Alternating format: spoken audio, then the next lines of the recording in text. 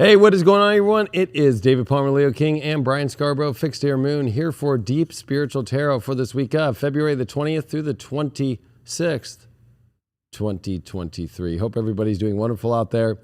Make sure that you join us on highvibe.tv by subscribing to the app, which is down below on any of the platforms, or of course the website. I'm also doing my Pluto Masterclass right now. Just had class 1, of course, for the next 4 weeks. We got a lot of classes. I actually had to add 1 class. So there's going to be 9 classes total, and it's only for $125. Make sure that you go to highvibetvschool.com or highvibe.tv, click on school. We're also excited because we've shifted the format a little bit. We're going to be doing, of course, where we go over all your zodiac signs on this show, and I pull the cards. Brian's going to give you his most important thing that he thinks astrologically is going on for each sign. And then don't miss us for Spiritual Daddy Overtime, which will be at the end of this, where we go over the signs, and we then go into our Spiritual Daddy Overtime, which we go into the Spiritual Daddy topics that we really want to go through. So it won't be happening between when I shuffle. So that's exciting. How you doing tonight, Brian? I'm doing pretty good. A little tired. Couldn't sleep very good last night, but you know what? We hit live and I got a little burst of energy. I'm feeling pretty good and I'm excited to do the show. I think it's going to go smoother this way and I hope everybody appreciates the flow. And yeah, excited to do it. Hope everybody enjoys. Very much so. I know I don't know where I put the golden chalice, but or maybe, I don't know, and the golden chalice might have just flew away. Oh, there, it flew into my hand. So, of course, the way that this show works is, yeah, we're going to be doing all 12 signs, but we do it at the order in which the universe has provided for us to do it in through the high vibe golden chalice. Ding, ding. Of course, there's a crystal in there, and I'm going to go through at the same time, and just to make sure people know that I'm not. Some people, you know, Aries went last couple times. You know, here it is. I've reset it. Lots going on. Hope everybody's having a good new moon in Pisces, although at the same time, it could definitely bring us to some really weird wipeout spots here. But you know what? We'll be talking about some of that stuff more at the very end of the show on the Spiritual Daddy Overtime part. Let's see what the first sign is. Oh, ironically enough, it's Pisces. Pisces is the first sign. We're going to see what is going on with Pisces for this week. I'm actually going to get myself into the chats here. And boy, I just did a long, over 3-hour school. It was awesome and had a good time. Going into Pluto and this next 20 years of Pluto and Aquarius, but even just deeper, teaching Pluto like it's never been taught before. All right, Pisces, let's see what's going on for you this week. Remember, I'm going to pull your overall spiritual energy and then how that's going to affect your career, your romantic life, or friend, or any kind of relationships, and then just do an overview of that and then pull a couple oracle cards. What's going on for you spiritually this week? Well, you got the 10 of Cups here with the 7 of Wands. Happy birthday, by the way, Pisces. So I like to see this combo because it's one that reminds me of you can have all the most amazing dreams of your life, just you got to stay on top of them. That 7 of Wands there, having always know its position, hold the valor. So it's one of those things to where maybe you might not be realizing that the ultimate dreams are happening. It's kind of the catching up to, you know, the realization that great things are happening, but you got to stand on top of them. You got to stay on top of things too. And you got to hold the position.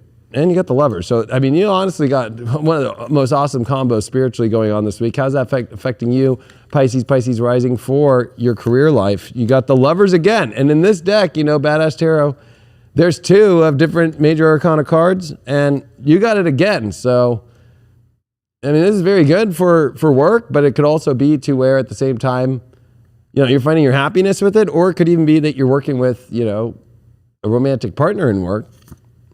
You got the 6 of Cups. I mean, it looks like, you know, the environment for you to start to really come out and do your dreams right now and you got the support. I really feel like you've got a lot of support, especially from those that are closest to you. And you got the right environment of situations for your career right now to make the moves that you need to make, especially in the area of creation. So I'm definitely feeling like the big question with that 7 of Wands reverse is if you're going to actually do it. That's kind of the funny thing. You're set up for the most prime things. When it comes to your love life, you got the World card here, and you got that with the 2 of Cups reversed. That's kind of an odd place. I feel like, you know, that world card always comes in and it definitely shocks things up, but it also brings us to where we have to realize, we have to change the chapters. And I feel like that Two of Cups, when it's in reversal, it does feel like the emotions are not on the same page, but it could mean that a lot of that is having to do with maybe things needing to shift in the relationships that you're in about the next chapter, right? Instead of staying on old chapters or it could even be dealing with people from the past that you don't want, that you need to close certain doors with. We'll pull one more card for clarification. Knight of Cups. So, and I got that reversed. So it does feel like it is somewhat stuck, but I feel like that world card's here to be like, let's move forward. Let's keep changing things up. It is your birthday. It is this new energy. What is coming on overall with all this? You got the King of Cups upright with the Eight of Pentacles in reverse. So again, I feel like you're in the most amazing place. Work, career, relationships, I feel like is just about continue to move to the forward chapters and definitely not going backwards, especially knowing the astrology. But also seeing that Knight of Cups, it could feel stuck right now where it's more about get over some situation, move forward. But King of Cups, again, you're in the prime space, but this Eight of Pentacles reversed is so much like that Seven of Wands reversed. What actions are you going to take? Are you going to do the things that you need to do to use this most amazing energy that's shown up here just from the tarot alone from itself? Let's see what's going on here. Where are you in Avalon this week? I like to do this part of the tarot for each sign. Where are you in Avalon? I just used these on Spiritual Dance Music last night and just did a big shuffle. So I'll do one more quick little shuffle there. And where are you in Avalon this week? You got Guinevere. Definitely making the dreams happen, the beauty, the sexuality, but more importantly, the love. But she also gets very indecisive. She's decisive on what she likes the most, but then she kind of stays around with what she doesn't want, right? So you don't want to be in that place. But it is a great card, and it is a card that brings a magnificent energy. Again, how to use that beauty and how to use that greatness that you have and use it wisely and do something about it instead of kind of just floundering it along. No pun intended. Did anybody get that Pisces joke? Flounder? Oh, shit. Oh, all right, Brian got that one. The Flounders. Your shadow card for this week is the Queen of My World. So you definitely, too many good things are happening. Too many, especially about connection. People wish they got two lovers cards upright, back to back. I'm telling you, this is not about you just being so focused on how everything has to be in your own way, in your own world. Definitely, I feel like you got to move forward when it comes to relationships and areas to get out of the kind of weird emotional stuff. But also you have to take, I think, more advantage to where maybe you want things to be a certain way, but the best things are possible and you're going to have to get out of your own way of ways that you think are already greater when they're not. And so I think that's what's coming up here when it comes to your major arcana, the last card that I pick here. I am shuffling these now. Your final pull to understand where things are at. What do you get for this week? You got the Chariot card. Definitely, this is you moving into the new energies that are much more exciting, much more guided by spirit, and letting go of the energy that you already know or you've already got enough info from. And this is moving into the new spiritual adventure for you, which is super awesome. Your astro dice are, you did get here Mars and you got the first house. So this definitely is this new surge, this new energy. You really starting to focus on what you want in your life, but also it's about the actions that you take, which I feel like are the most thing to pay attention to right now about continuing to move forward, but also to take action on the great things that are all possible for you right now. Happy birthday, Pisces. Happy birthday, Fishies. Well, honestly, I think, in my opinion, the most important thing for you to work on this week is yourself. And I think that tarot reading is good that it's saying the relationships are important too, because remember, relationships are a reflection of yourself. So where you think maybe a relationship is causing the problems, it's possible you might want to look at how you're pushing things, how you're identifying with things. Like come back to putting things on yourself, maybe taking a little responsibility in those areas, and you might straighten things up. I think you're starting to get things understood from a higher plane and putting that into physical existence. And I think the only way to really merge those two things right now without just getting stuck in some area of life is to keep pushing forward, but realizing like it's you who has to push forward and it's you who has to take the accountability for that. But also, it takes courage to go that direction too. But right now, it could go a long way if you're not just forgetting about yourself, but putting, energy into yourself and into where you want to go and not, deflecting too.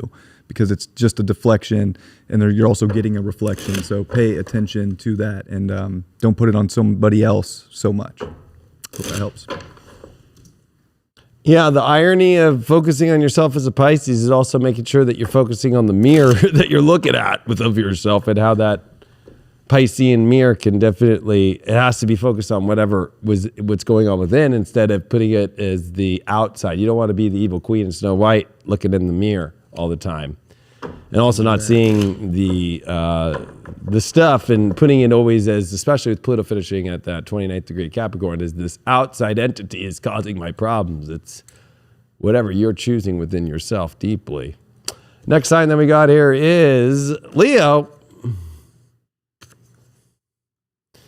And Leo's, what's going on? I got the, you know what? I just didn't know I used multiple decks, but I got the vampire deck here, and I do like this deck, so we'll see what pops up for us Leos this week. Overall, you got the 10 of Cups. Wow. With the Moon card here, with the Judgment card reversed. Wow, this is a big week. 2 major arcana and that 10 of Cups. So it's like, you know, I think for you, this is definitely bringing up the emotions of the dream life that you want to have, the things that you want to have come together. This Judgment card reversed, though, you know, maybe don't be so harsh on yourself. Maybe you are actually doing what you need to do to get to where you are. But that Moon card, there's definitely some subconscious energies that you're blocking. And maybe it's time to let go of any really weird emotional situations from the past where maybe you feel like you're unable to access the dream. What are the blocks, especially in your subconscious, or where, you know, the Judgment card is a little weird reversed. It is saying that you have to step up to the plate when the spirit calls and show up to it. But this shows that that is caused by some emotional issues of the past, or, you know, stuff that you've been suppressing deeply. I'll pull one card, what that could be. 8 of Wands in reverse. So it definitely kind of feels like things haven't been maybe going your way fully, but maybe is that more of a subconscious thing? And maybe is that connecting you too much to the past where you don't need to be? When it comes to career and work, you did pull the Empress reversed with the 3 of Cups in reversed. So it feels like it's a lot of work, or it feels like that you're lacking something inside and others to really do the work that you need to do in your career life. I think that this is about knowing your power and about knowing that the people will show up when they need to show up in life. I think this also could be just dealing with your not knowing which people are going on in your life and the support for you and your values in your career and so forth. So don't be determining your career based off certain people and what they're doing or how they feel. Remember, 3 of Cups reversed is always really extreme social, stupid talk, or even people just not on the same page, and that's okay. I'll pull you one more card here. And you did get the 4 of Cups. So yeah, it feels like that you're not being seen, or the gift hasn't shown up, but really it has. You just have to be willing to, you know, it's just not going the way that you want to with people about your career and the values that you have and what you're trying to create. But I think that the more that you accept the way things are and don't look at it as a negative, things will move by a lot faster for you this week in your career. In your love life, well, you did get the King of Pentacles. That's a really good card here. And you got the Strength card. So I think that you know your worth and your value. And I think that you feel strong in that. I don't think that you're having any insecurities right now when it comes to your personal relationships and romantic ones. I think that's more in your career life, but with more people than actual deep relationship stuff. I mean, this is definitely a card to say you have all the strength and all the willpower to, especially if you're single out there, go after the person that you want, or you're starting to maybe see that come. Dreams are possible. So this is, again, all about these amazing dreams possible for you, but the subconscious, the past, and a lot of the deeper, you know, suppressed stuff that's going on. I'll pull you one more card, and you did get the Hermit. So yeah, I do feel like you are ready. You have all the info, and you're confidently moving forward to where your relationship life is going, and you have the strength to do it. And you have, more importantly, the energy that knows how to use that energy properly. So it's like, you know your value, you know your worth. Don't like throw that away. Overall now, after reading this, you did get an Ace of Pentacles upright with a 3 of Wands. We keep getting these 3s in reverse. This Ace of Pentacles is awesome. I feel like that there is the opening door of your dreams and all the things that you want.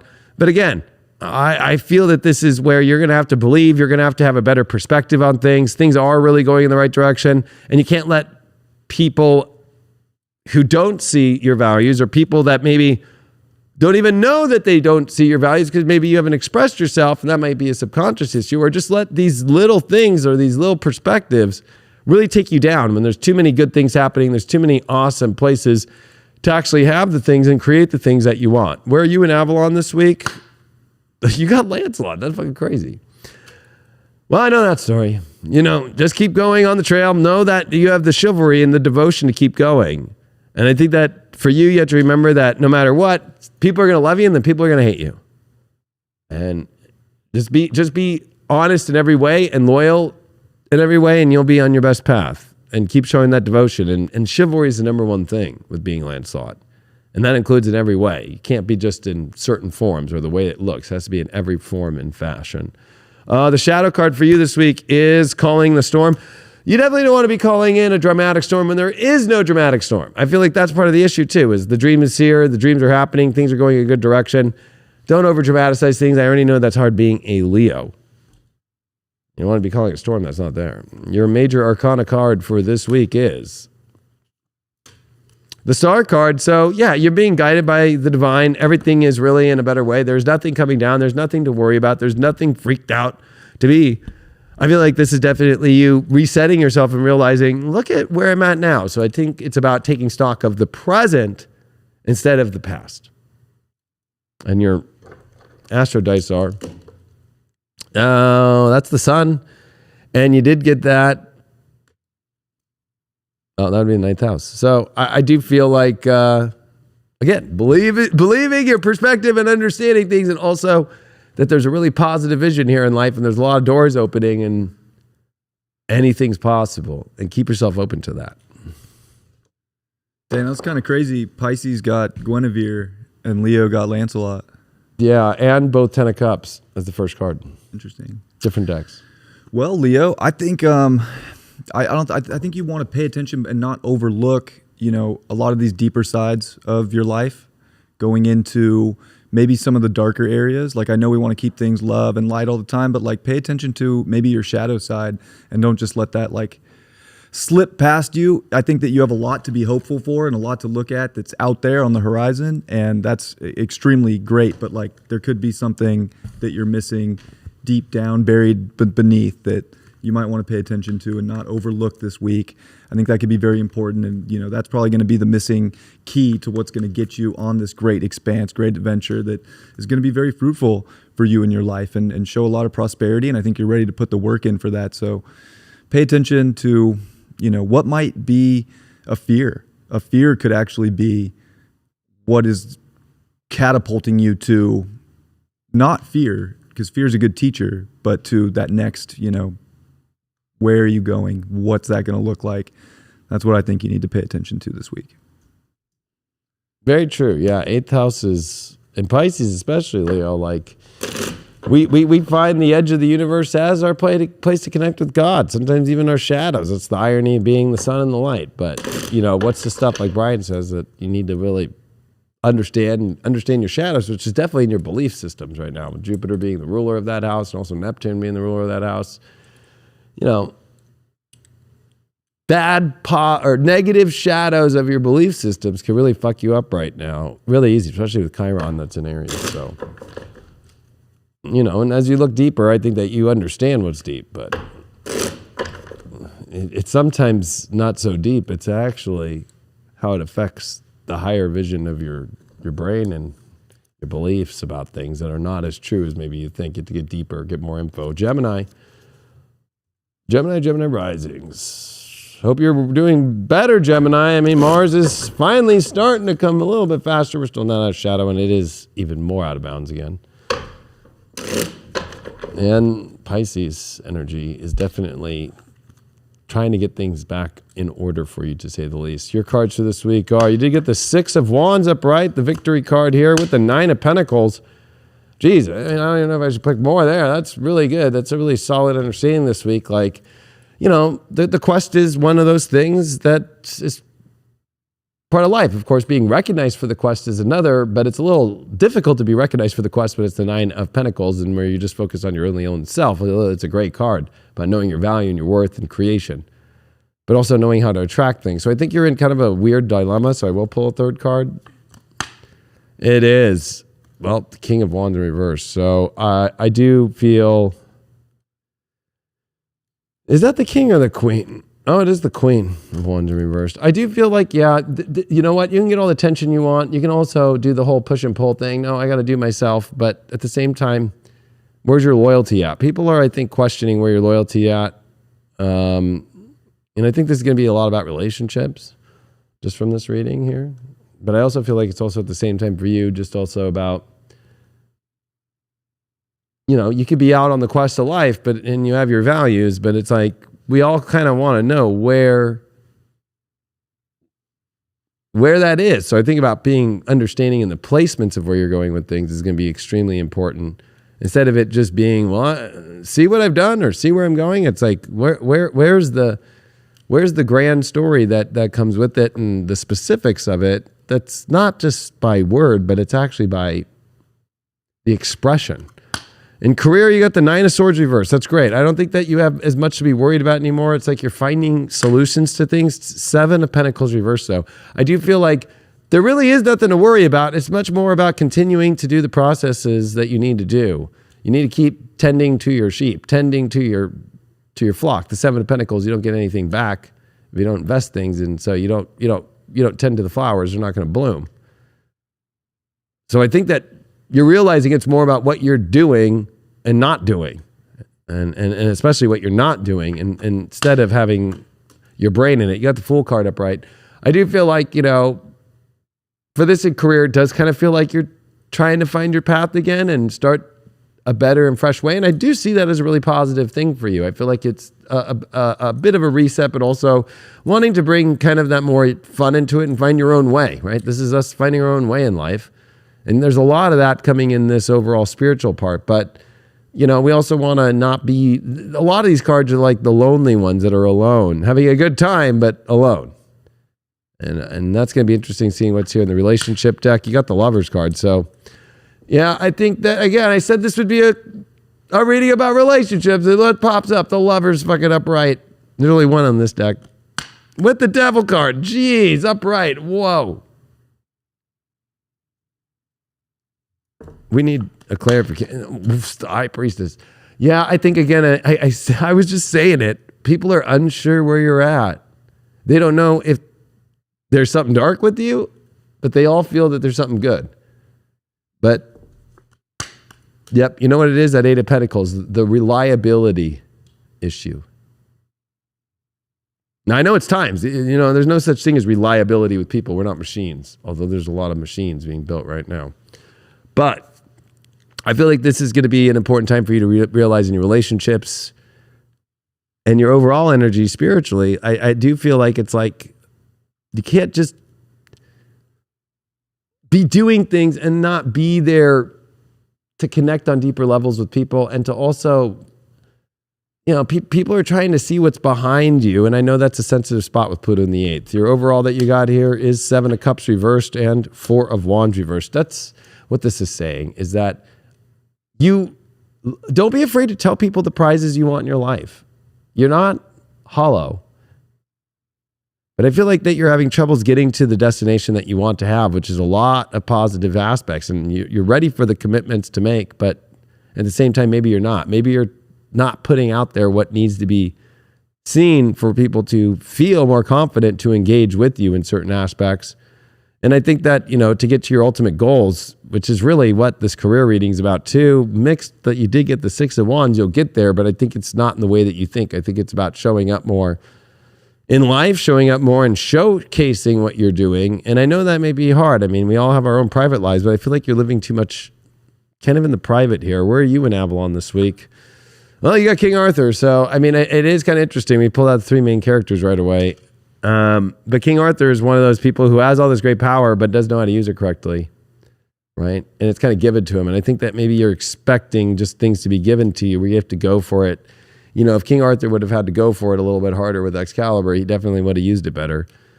So and also his kingdom gets taken away because, you know, he's not paying attention to other people that are, you know, he's not revealing his concerns or his issues or whatever's going on. What's going on with your shadows? You got forgetting oneself. Well, that's interesting.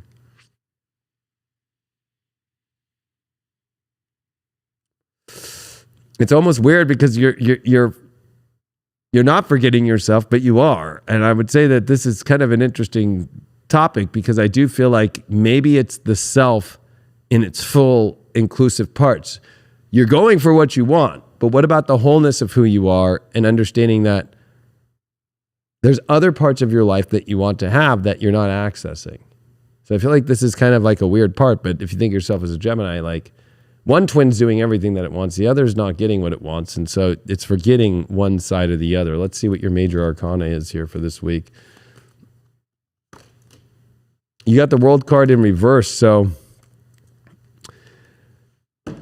it does feel like that you're ready to shift into a lot of things, but that's not happening. It doesn't mean it can't happen, but I feel like it is to where things do have to make a big change. And it's like, I feel like you have a lot of pressure on you to go through some of these big changes into the next story, and you're holding back. And I think that's why people are a little sus about what's going on. Nothing negative or bad, just like that's why things aren't fully clicking fully to the next place, which it can if you face that. Your astrodites this week are Venus in the ninth. Yeah, no, where your values need to be expressed. They need to be talked about. They need to be seen. And it's better to showcase where you're going and what you want and how you want things to be, and defining what you want in a way that actually has the wonders and has the story. We need to know the story, and you need to be able to express the story. Yes, Gemini, yes. I think this week it's important for you to, be responsible, to show up. A lot of that reading was, spot on with the astrology. Like, this is, you don't want to overlook where you need to show up, put some effort in, stay disciplined. If you want to slack off, like, I get it. Like, you're trying to understand like this big, direction or belief and shift it into what it is you want to really dedicate yourself to. And you're right. You're right there for that. But like, don't forget about what you want. Don't forget about what you're working towards, and like, be willing to put effort in. The more effort you put in this week, the better you're going to stay connected. The more strong you're going to feel. The more identified in yourself you're going to feel. Even if you're, finishing up the final pieces of maybe like what is the main sort of big direction. It's just staying on your game. Like, it's almost like the more busy you stay, the more that everything's going to come to its connecting point. And you don't want to overlook that, like, by just slacking off or not, showing up for other people or just not showing yourself. It's definitely a time to, like, show yourself, show what you believe in, show what, you want to make happen in this world, and stay on the game. And I think that that'll be very helpful for you this week as well. Booyah. You couldn't have said it better, especially about the showing up and the responsibilities. But that's always a blurry place in Pisces for Geminis. Libra. Libra rising. See what's going on with Libra. Libra rising's here.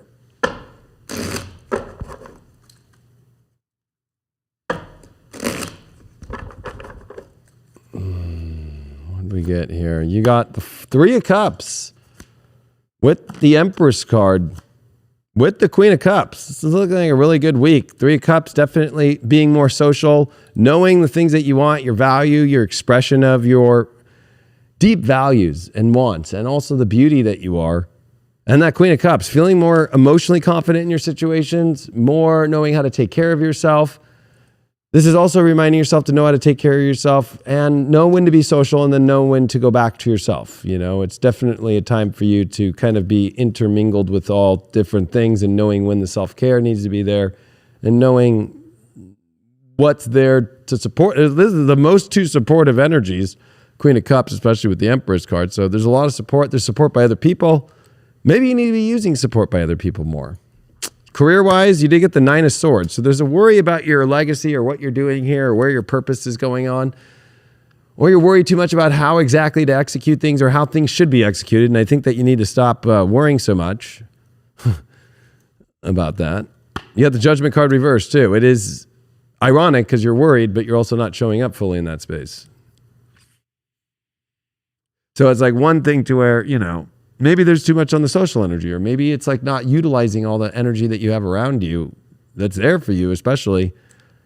It's like there's a calling and you're worried about if you're going to miss the calling, but you're the only one that's not going to pick up the phone call. You know what I mean? Or show up to the part of it. In your romantic life, you did get the Queen of Wands upright with the Eight of Cups here. That's a little interesting. With the Eight of Wands in reverse. So, like a typical Libra or Libra rising. A little complicated, but not too. I mean, you did get the Queen of Wands here. So what you really want to find or what's loyal to you is great. But I feel like this Eight of Cups here, things from the past or things that you're emotionally over, are definitely things that didn't go the right direction. So I do feel like this Eight of Wands here reversed is like, whatever stuff is not going in the right direction, keep focusing on the stuff that really is, that's giving you everything that you want in your life. Maybe some of the things that aren't going in the right direction are the part of you that's wrangling with the idea of piecing the fuck out, right? But let's see. Oh, you got a Knight of Pentacles in reverse here. So I do feel like this could be where you're feeling like stuck or bored, and it could be also because of this purpose thing. And that you could be like bringing some of the insecurities about your career life into your relationship life, right? Or finding a way out when really is that Queen of Wands is crowning that top. It's like, is it really that bad?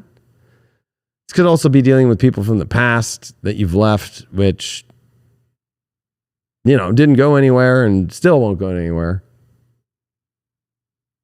This is a complicated reading right here. Three of Wands. Yeah, it's saying keep looking at what's really working and moving forward in the right direction. You did get a Queen of Wands there. So I'd say stay loyal to those places that are going in. Everything else that feels like it's going in the wrong direction, I think that you have to pay attention to your values and really see why you're feeling stuck. And there's a lot of stuck energy in your career department. So, or if somebody's taking you off your career path too, or trying to control you, that's not a good thing to pay attention to, especially. Queen of Swords overall here with the Ace of Cups. Wow, you got a lot of great cards here. I mean, this is definitely you feeling really clear this week, and also knowing where this amazing energy that's going to make you feel great and refresh your energy is coming. I think the career place is going to be the most difficult for you this week, and not stressing about it and making sure that you show up to things and utilizing all these amazing support systems that you have, and even the universal support systems that are around you instead of not.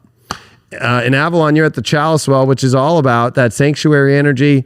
That goes so well with that Queen of Cups, the Ace of Cups. I feel like you are really recharging yourself, and it's more than recharging. You're actually on the other side of the recharging and actually starting to see the benefits of it. I feel like that you've really restored a lot of your energy and are coming back to feeling in a much more better place. Your shadow this week to work on is the Fated to Suffer, which totally makes sense. It's like when things finally go good, there you are, probably tripping out. Oh my God, it's going to go bad. It's going to go bad. It's going to go bad. It's not. That's partly why you're probably tripping about things. You need to stop tripping so much when there's nothing to trip on. Big time, especially for you this week. There's nothing to trip on. Or being too perfectionist, 6th house transit right now. You did get the High Priestess reverse, yeah, and also having hunches that are probably off or wrong, or not reading the whole energy correctly, and relying too much on an intuitive sense about things that really are masked under the perfectionism that really isn't what the intuition is saying. Your astro dice for this week are, wow, this 9th house keeps popping up for everybody. Saturn in the 9th. So yeah, you have to have better control about your beliefs. You need to maybe start remembering, like, you have such a wide array of amazing cards here. It's like start utilizing and start focusing instead of continuing to keep look for yonder, look for more, look for more. There's so much here. You're not utilizing it enough. What's up, Libra? Well, I think you should, definitely pay attention to your reality, pay attention to your day in, day out, what routines you're keeping. And, I do think you should look at, like, the little things. I'm not saying stress about the little things, but, like, just pay attention. Just, like, don't overlook what's kind of been building up that's looking for a change, because that could, maybe affect relationships. And especially, too, if you're holding too much stress, I think it's a big week for you to, like, release the stress at the same time. Because why are you so, maybe hyper focused? So you are trying to find this Libra balancing point, I think, where it's like, don't over focus on stuff that stresses you out, but you do need to, like, pay attention also. You can't just, like, escape this or, spiritual bypass the little things. Like, pay attention to those, because they could affect the relationship stuff that's going on in your life. And that, could bring you not to a place of happiness. And I know you've been working on a lot of happiness transits and love and, all the creative self, actualization in the 5th house with Saturn, and it's finishing up there, and Mercury is too. So there's a big like creative version of yourself that has so much love to give, but it's almost like you're missing one little thing. And I think you want to like pay attention to what that is, but don't stress about everything. Just what's important that's making the right changes and getting the ball moving so that you really can relate on the highest level, which is exactly what you're here to do, is to find that really high level to relate and to negotiate. But I do want to say, Libra, it's not negotiating at the same time in life if you're always saying yes. That's not a negotiation. Sometimes you have to say no. Otherwise, you're just writing the terms of you're in slavery. You don't want to be a stress case, Libra. Yeah. Virgos, speaking about stress cases. Oh, shit. All right, Virgo, let's see what's going on for you for this week. What's going on overall for you? You did pull. Wow, you got the Wheel of Fortune in reverse here. You got the 10 of Swords in reverse here. You got the 3 of Wands in reverse. I don't know how to say this, but I think spiritually for you, there's a pattern here that is not still being broken, that you have the possibility to finally see beyond that. But I think a lot of it is that you're not looking outside enough to see how you can get out of a lot of these patterns. And a lot of that pattern has to do with trying to control things too much. That Wheel of Fortune is trying to bring in these new changes and new energies, but it's almost like you want to kind of keep things the way they are, and you're not looking out far enough. You're not getting out of it. 10 of Swords reversed, unfortunately, is still a repetitive pattern of continuing to go through something that you don't want to keep going through. And I feel like for you, it's you want the wheel to turn, you want the changes to come, but you also don't at the same time. Let's see how that's affecting your career life. You got the Hangman reverse. So I feel like, there's an opportunity here where you finally got enough info where you can finally start making choices in career. And you got a 9 of Swords reverse. There's nothing to worry about. So I feel like you do have a big choice in career this week. And that's where maybe there's a little hesitancy when it does come to changing things up here in your life. Especially, this is a big point for you to realize there's nothing to worry about. You've got all the info. Execute. Make the decisions. Yeah, and you did get the Fool card reverse. It'd be stupid for you not to make the big decisions that you feel that you're called to do right now. Virgo rising. You're on your love life. You did get the 4 of Cups in reverse with the 6 of Pentacles in reverse. We going to see anything up right here? Well, we got the Sun.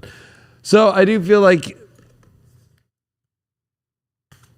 you're missing out on a lot of gifts, and I also feel like at the same time, you're putting out way too much, giving too much away to people who are really not seeing you for who you are. And I think that you have or you're not seeing people for who they are, and you're expecting too much out of people when they're really delivering it. So I think that you are coming to an awareness of the imbalances here, and they could be on both sides, but it's definitely not something to, I think, stress about too much. But I do feel like you're trying to contain things in a certain way too much. And this is definitely not a time to try and contain things. It's about making bigger decisions. Mars is still in your 10th house.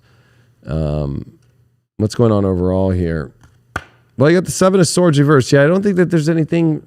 I think that you've been having some misobservations about things. And I think that you need to re-understand what's going on here and take a better stock of things and make sure that you're not playing into situations that really aren't as bad as you think they are, or expectations of people to be a certain way. And you did get a Knight of Pentacles upright, so it's saying it's time to move the circus, and it's not so bad of a circus, right? I think it's like slow and steady, but you have to move forward. I feel like you do kind of want to just kind of be stuck in a space, but you're not allowed to be. You have to keep moving forward here. You have much better observations in your relationships. And I think that, this is helping you realize in order to move things forward, there's nothing bad on the other side of change, especially fortune, right? But I think that you're missing on some huge, awesome changes by continuing trying to control the way that things are. Where are you in Avalon this week? Well, Merlin's showing up for you. Merlin's definitely saying it's time to lighten the load here spiritually and let fortune take its place. You can't be stuck going against Merlin here. But he's what brings in the true magic, and he is the one that brings in the equilibrium to things. So there's and Merlin pops out of nowhere, and Merlin always tests you.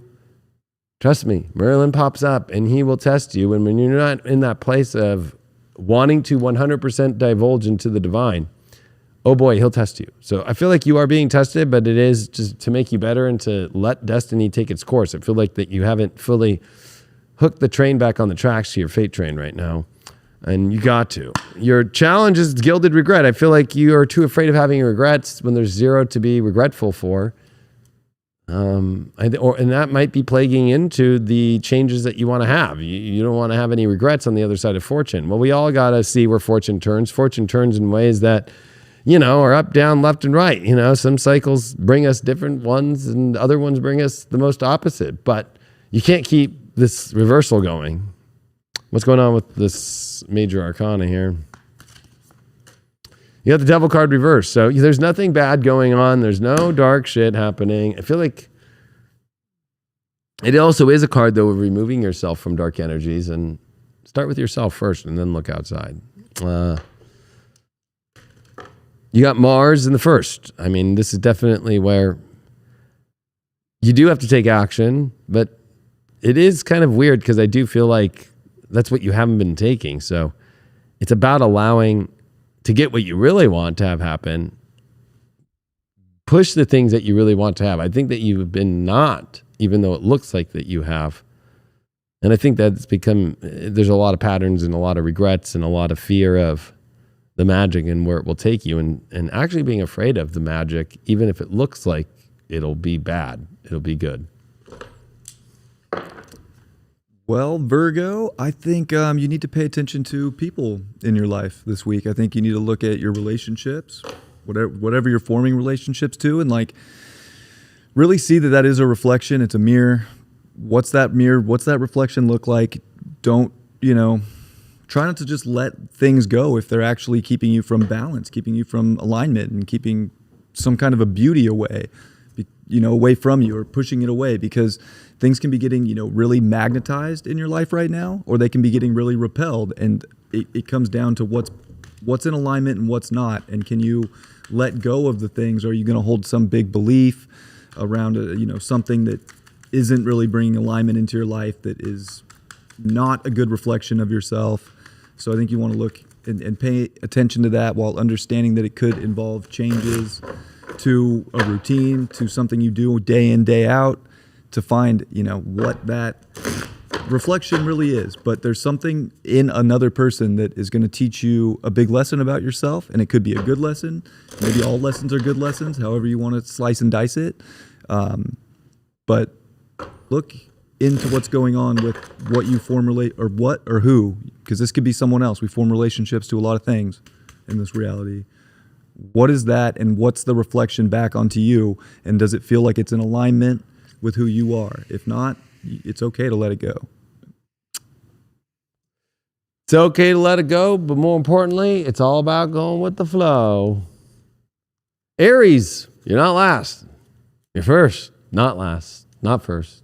Aries, kind of somewhere in the middle right now. Somewhere in the middle. Well, Aries, 12th house. I don't think any sign realizes, and maybe it's fire signs the most, when Saturn is ready to move into our 12th, that we go, oh shit. Everything gonna be okay? Everything will be fine.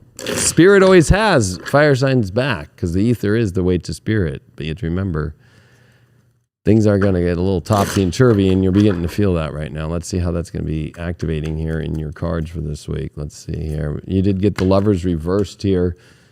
As your overall here, spiritually wise, you got the Star card, though, with it, and you did get the Empress reversed. So I do feel like this is feeling like you're kind of at the end of the road. And at least it's not the end. It's actually the beginning of a new road. But I do feel like that you've lost your confidence in your own values and self and your ability, especially even maybe around finding love or the happiness that you truly want to find. So you do have to reconnect with the divine, and you have to reconnect with your true soul. I feel like this is, you're letting the reality, you're letting the observation or the expectations of the way that things should feel or look kind of get in between.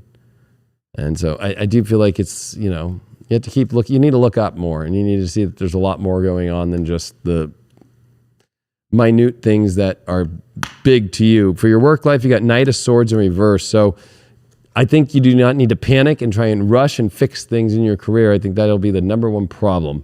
Knight of Swords upright is definitely when we need to get on top of something fast. But this reversal is saying, Don't be trying to rush things too fast or trying to fix things that aren't broken or stressing on it way too much. And you also got the Emperor. So it does feel like you are very confused about your career. And I would say at the highest, you got the Empress and the Emperor already, and both reversed here.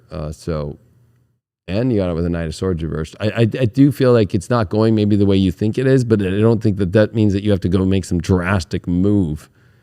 I feel like you are learning to have to kind of like let the flow experience a lot of things. I'll play you another card here. You did get the Ten of Swords here. So it does feel like there is finally coming to an end of a pattern here that you're starting to become aware of why your career hasn't really been going the way.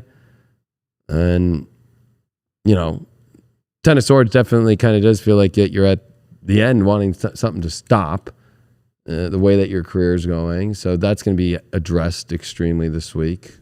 Your love life, you got the World card reversed. What'd you get with that? Two of Swords. Page of Cups reversed. Whew. That is a weird love life. That is some very difficult communication going on. Emotions not feeling like they're being heard. Feeling blind to what choice to make. And the World card reversed, feeling like something's coming to a beginning or an end, and the confusion of what that is. I think that you're going to have to be very clear on coming from a positive space, because there's a lot of there's a lot that feels like it's not going the right direction, and you don't want to blend that in. If you come from a place where you're looking from spirit and you're seeing the guidance and you're understanding what's going through, I think you'll be all right. But I especially think that you need to be there's going to be situations that come up where the communication is not coming at all, or you're not communicating in a positive light or way. You got a Page of Wands there. Yeah, come from the positive. No matter even if you feel like somebody's being cold or anything, be the bigger, better person. But this is not as extreme, I think, as you think it really is. I think that maybe on the deeper end of things, it might feel extreme, but on the outside of things, we don't want to transfer that over. We want to stay positive. And I don't think that there's some major crazy crisis as maybe you might think. Let's see here. You got the King of Wands overall here with the Ace of Cups. Yeah, again, there's too many good things. It looks really bad, but it's not. And again, this is about remembering that loyalty to the place that you know that there is that makes you happy, and also that there are roads here that is finally opening up here to make you feel better about things and to refresh and feel restarted. A lot of refreshing energy right now. And kind of starting back at the beginning with things instead of getting lost in the complications of where things have been. You did get the Sacred Union card, so that's interesting here. Sexuality, vitality. So how you feel about your relationship life, but that is a weird spot for you. Is definitely, there's going to be tests about that. How well it's really going. Is it really as sacred of a union as it is? Or if you're not even in one or you don't know how to find one, I think that has a lot to do with your identity issues or where you're trying to push too hard. But that's coming up also with the Emperor's reverse and the Lover's reverse. So it does feel like the receiving end of things are not the way that you feel that it's at that place. And that's going to have to be worked on why. What's going on here with the shadow? Oh, the temple of my body. This could be worried too much about the physical or even your own body physically, about how it looks, or too focused on the reality, like I was saying earlier, getting back to the spiritual essence of things. So you want to work on that shadow, being too lost in the physical here. It's part of the lesson of your 12th house transit is get back to the spiritual. It's always the spiritual that is causing the reality. Hit the tower. So,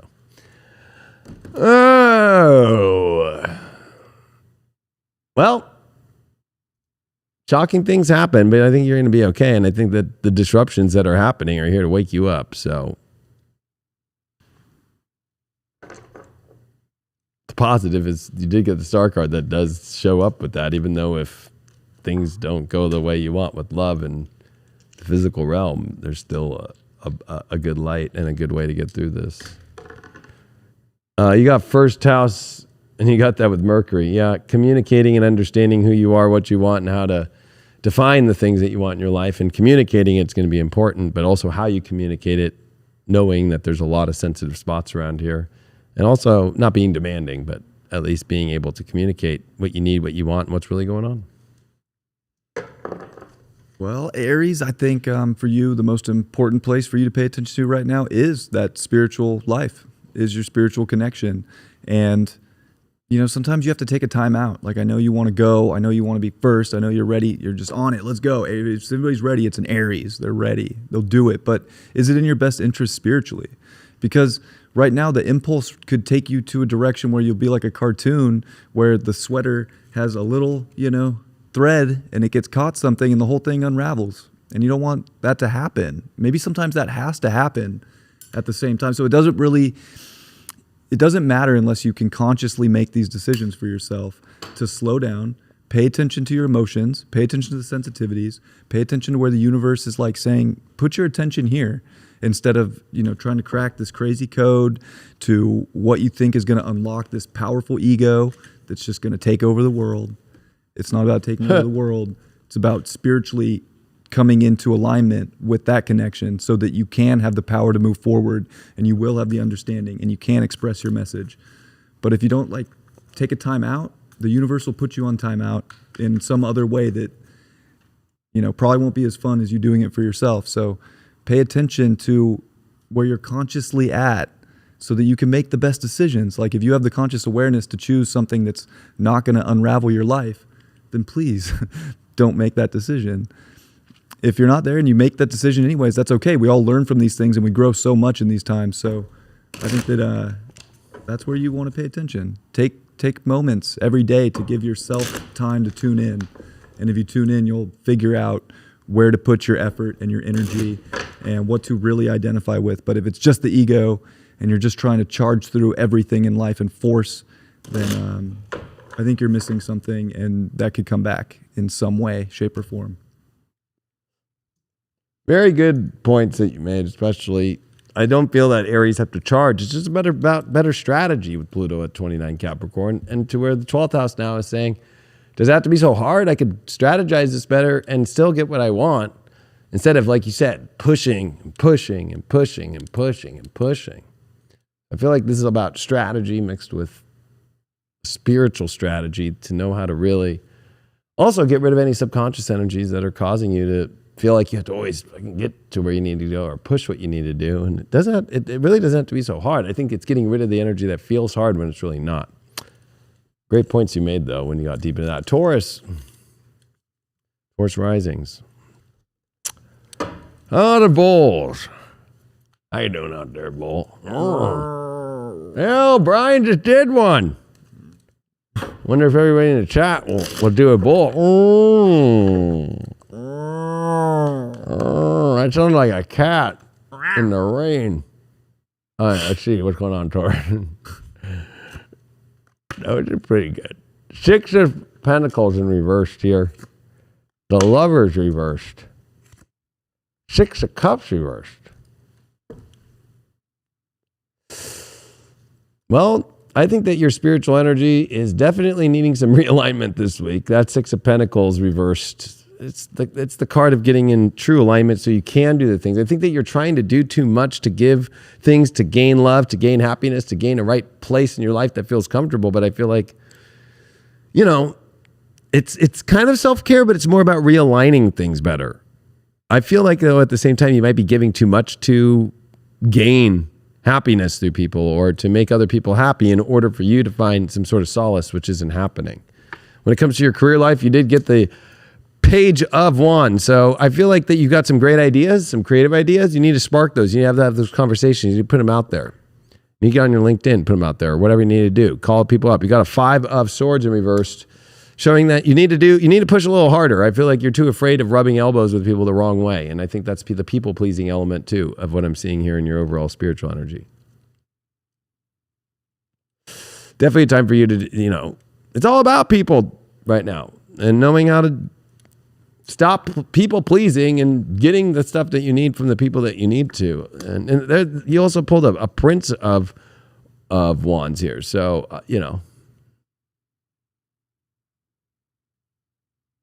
this is definitely that Knight of Wands energy that's really ready for you to really get your creative endeavors out there and push harder for them. When it comes to love and romance, you got the Knight of Swords. Definitely it's time when you feel like the calling's there, or somebody's asking for you to go out on a date, or there's situations that need to be confronted. It's about showing up and being clear on it and doing it as you can. I almost feel like that maybe you're leaving some of your better energies for your romantic life behind for people that aren't worth it right now.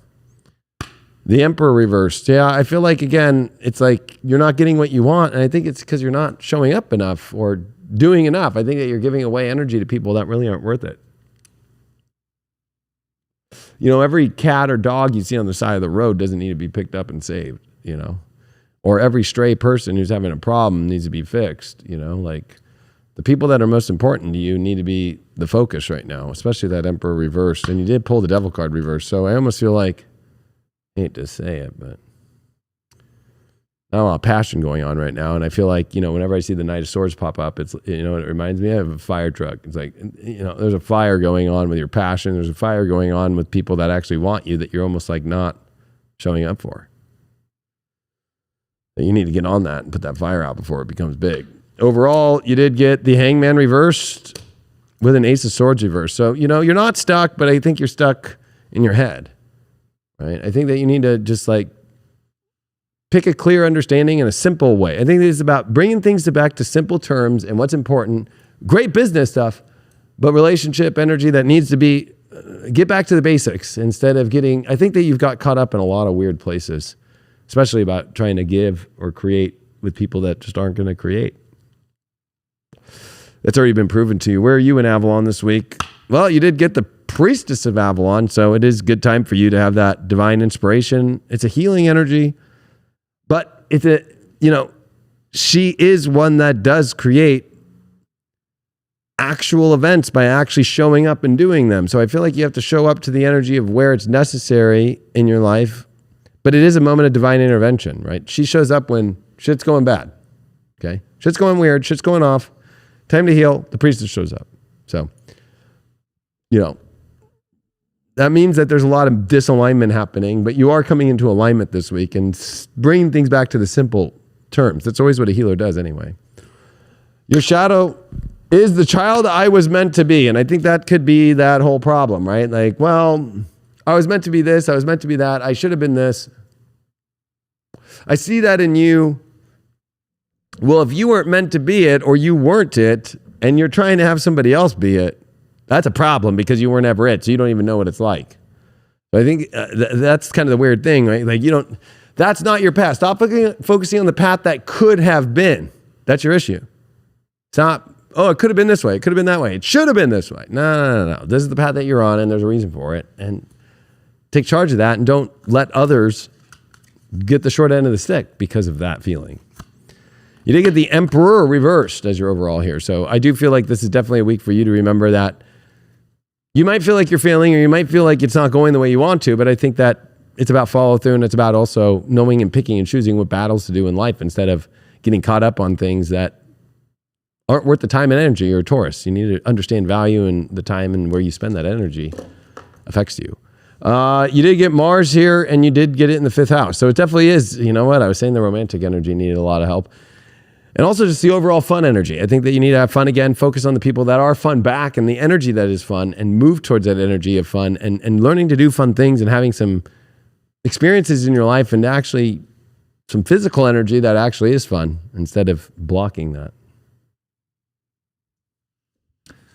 All right, Taurus. I think you need to focus on areas in life where I feel like it's a little split for some Tauruses, to be honest. You either need to focus on not doing things like everybody else. There's just maybe certain things you're copying or you're just kind of falling in line with.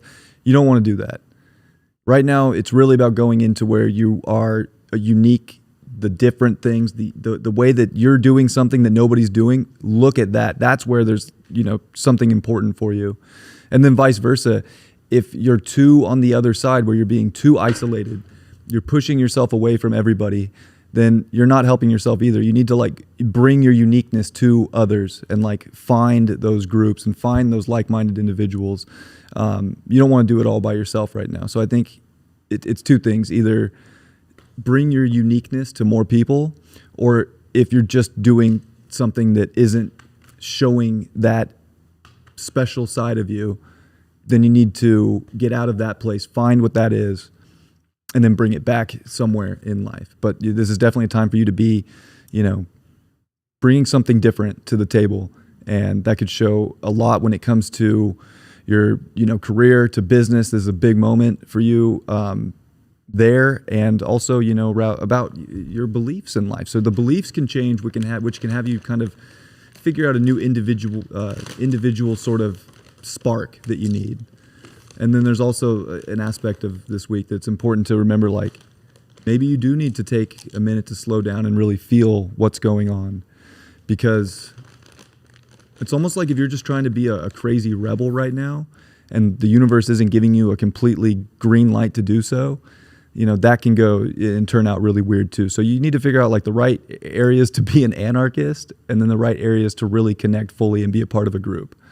And I know that can be, a kind of a weird mix, but I think that's where you want to focus on, especially is your uniqueness and the people that you are sharing it with. And don't forget about your good sweets and candies and M&M, peanut butter. Doors. But you got to treat life like that. People are sweet. You got to know which ones are stale and which ones are not stale, and understand which way to go. I feel like the stale ones are the ones where you're trying to be like other people, and the ones that are ripe are the ones where they let you be unique, but we need you to be your unique self. Why are you avoiding that? Scorpio rising.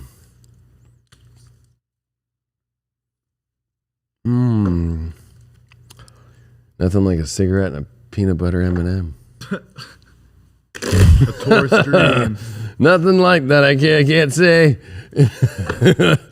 There's just something about that tobacco and those peanut butter M&Ms that just. Oh, it's extremely grounding. It just works. Just works. You know what I mean? I'm sure Scorpio understands. Scorpio has their little things that they like. More extreme than most. Most people are like, I like lettuce and a glass of water. That's not Scorpio. Oh, we like little different things out there, right, Scorpios? Even though I'm just Mars and Saturn Scorpio, but still. All right, Scorpio, let's see what's going on with you and your energy right now. Well, yeah, that's a weird card. 8 of Swords to start things off with. Hermit card reversed. Page of Swords. Well, you got the card of truth here. I think that you're having to come to truth when it comes to like where have you I feel like you've spent a lot of time gaining all the knowledge and info, and you've kind of at the same time though forgot it. I think that seeing that 8 of Swords there, you might have some really deep worries, or you might be trapping yourself in just this toxic mindset that really is not necessary, and you're gonna have to come back to the truth this week about simple things. Keep things simple. Definitely don't get too lost in trying to understand the whole universe this week. I think that you got to keep it simple. I think that you need to learn to have fun, and there's nothing. And really, a Page of Swords too is a light and fun card. It moves fast, so things need to keep moving, and you need to get out of your mind about it so much. And I think none has so much emphasis on the wizard understands it all. Like, shut up. Like, just do the things that are basics and simple. What's going on with your career life? Well, they get a Page of Wands here in reversed, and you get the Ace of Wands here in reversed. Wow, and you got the Knight of Cups reversed. I feel like, you know what? I feel like when it comes to your career life, that's where a lot of the panic's happening. But it could be that, you haven't found the route yet, or you feel like you're stuck, or you feel like you're not being heard, or you feel like it's not fun. Right now, the theme of this week is to have fun. So where can you start shifting things in your life to where it could actually be fun instead of not fun? I think that that's probably the problem. Also, expressing yourself the way that you want to feel that you're being expressed. I feel like you're creating kind of a trap in your mind about maybe some form of expression with that Page of Swords and that 8 of Swords. I almost feel like it's like, why are you holding back from what you really feel and what you really need to feel? Because that's what's holding things back, literally, is not saying anything or not expressing yourself, which you can't really, with an Ace of Wands, find a road until you know how to actually express what you want. And it feels like it's really stuck in your career. What's going on with your love life right now? You got a 9 of Pentacles here with a 4 of Cups in reverse. So I do feel like, you know your value, you know your worth, you know you're sexy, But also, you know, I feel like you're missing out on some amazing, beautiful gifts that are just waiting for you here. It's like they're here, but you're not seeing them. Maybe you're too focused on the way you want things to be a certain way. Temperance card reversed. Yeah, you're almost like wanting some unnatural situation to happen or some thing to change or force a change that's not really possible, or try and change the natural course of things right now in relationships when that's not going to work. Also being too self-absorbed without seeing the gifts is something that I would be paying attention to, and the expression is a big one. Maybe I'll put one more card. Chariot. Well, that's interesting. It feels like I think that you've gone in your head enough about things, and that you need to start going towards the things in your relationships that you want changed instead of, I think that you've been very self-absorbed in understanding what you want, but I also think this isn't about changing the natural course of things. It's about going where the universe is pulling things to go and not being afraid to say or do or take what action needs to in your relationships there. Overall here, you did get a 3 of Pentacles and you got the King of Cups. So definitely more aspects of your life have to start coming together. And I do feel like it's interesting. Your spiritual, your career, and your relationship life have to find a way to come together, and you'll feel happy and you'll feel more comfortable. And I think you don't need to be tripping, because that King of Cups is saying like, what are you tripping on? Everything's fine emotionally. But I think your head is trying to rationalize things too much, or it's not unrational and doesn't know what's happening because you're not expressing what you want to say, or you're expressing your heart truly in its truest form.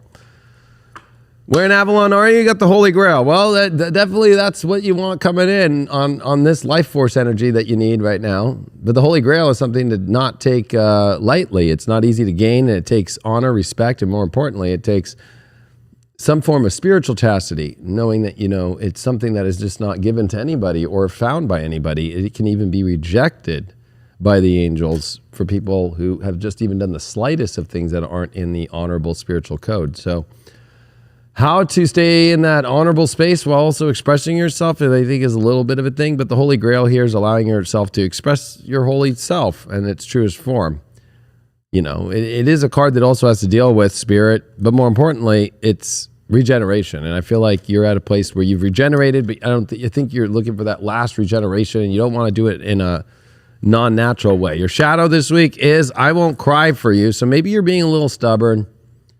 Maybe you're being a little pissy, to say the least. Nah, fuck you. I won't cry about you. Oh, that definitely goes to that 9 of Pentacles.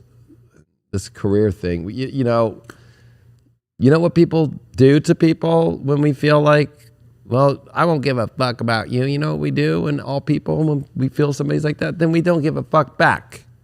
And I don't think you want that right now, especially in your career life or your relationship life. So probably not the best thing to do. And I know that you love to do that, but I'm just saying this is not the week to be doing that. You did pull the Empress reverse. And I even reversed this deck just to see if you know, that's why I try to show people is like the cards come as they come.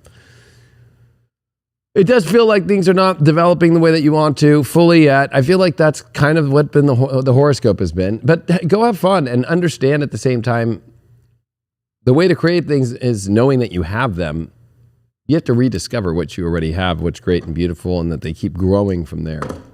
You did pull Mercury in the 9th. So are you ready to communicate your beliefs more and express exactly what you believe? And I think that even though that could be a detriment position, I do feel like it's like you have a lot of things, but I feel like it's hard for others and yourself to grasp everything right now, because it's better right now to, I think, chuck out as much info as you have to that, especially your feelings.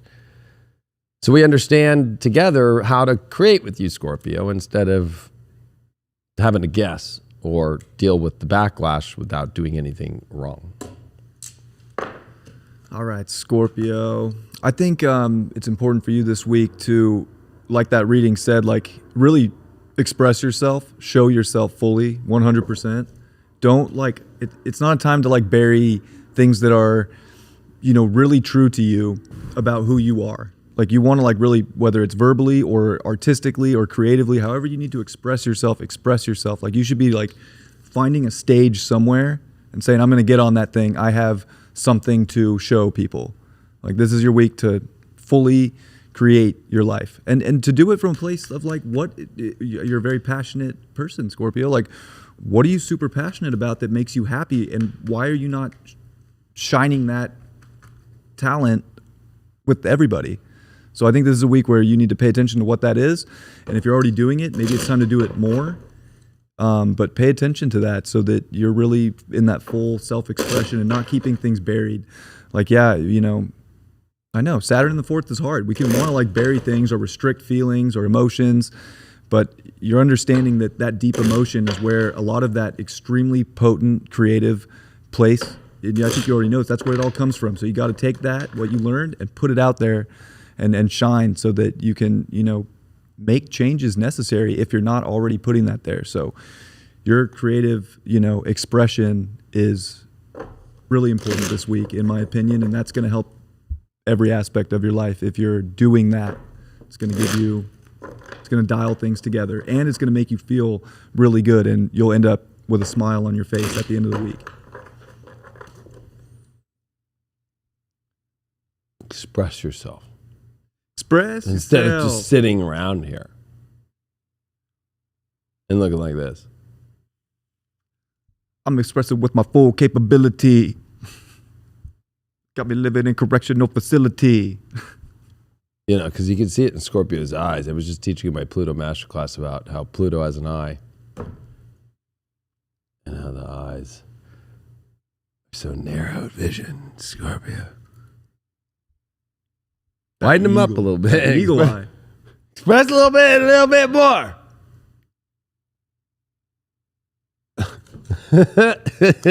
Cancer rising.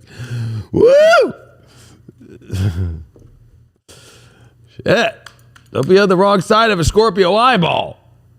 That's it, it's full Scorpio. Did you say Cancer? Yeah. Don't be on the wrong side there of a Scorpio eyeball. Pluto has a big old eyeball on it. Go look at the picture. All right, let's see what's going on with Cancer risings. Ooh. The Empress popped up for you. The Wheel. Oh, wow. The 10 of Wands reversed.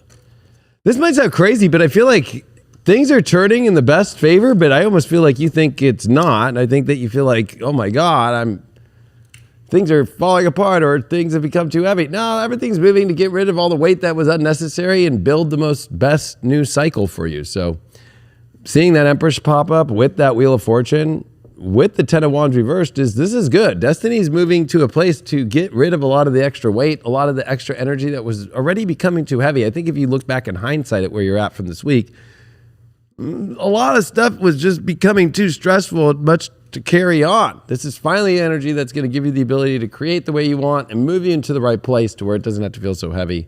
But also 10 of Wands reverse means you still got to get going on things.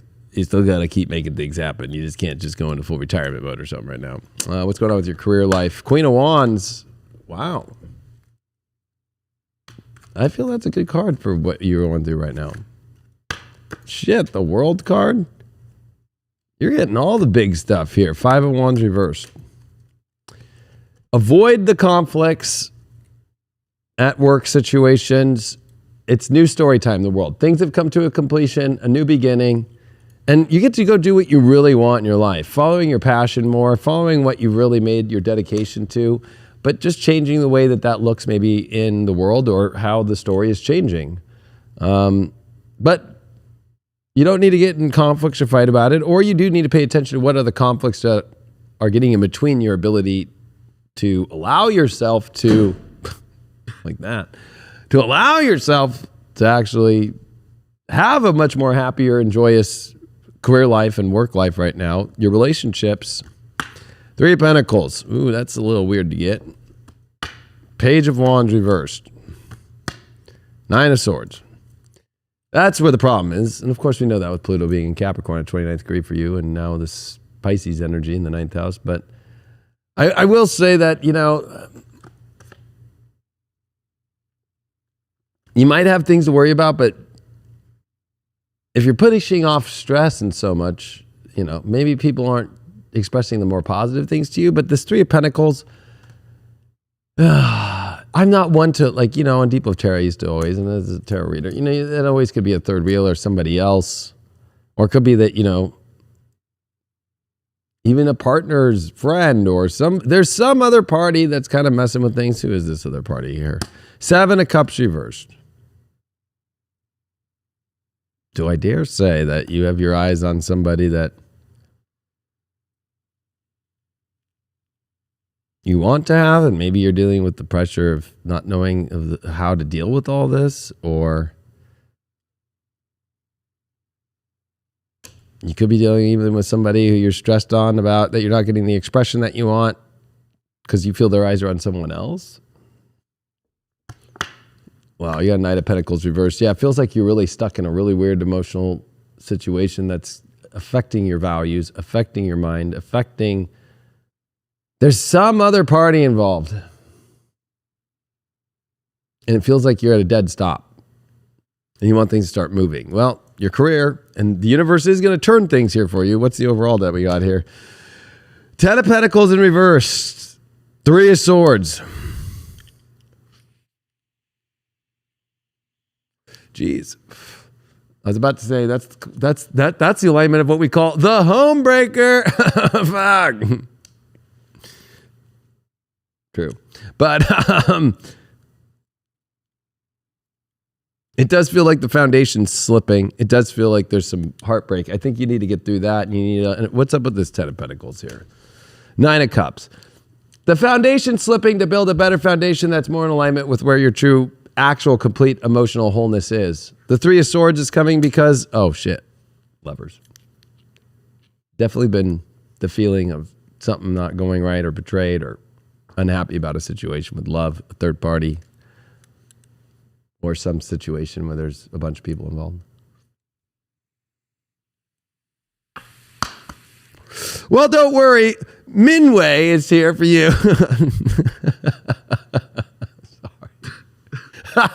Sorry. Minway's here. Have no fear. Nimway.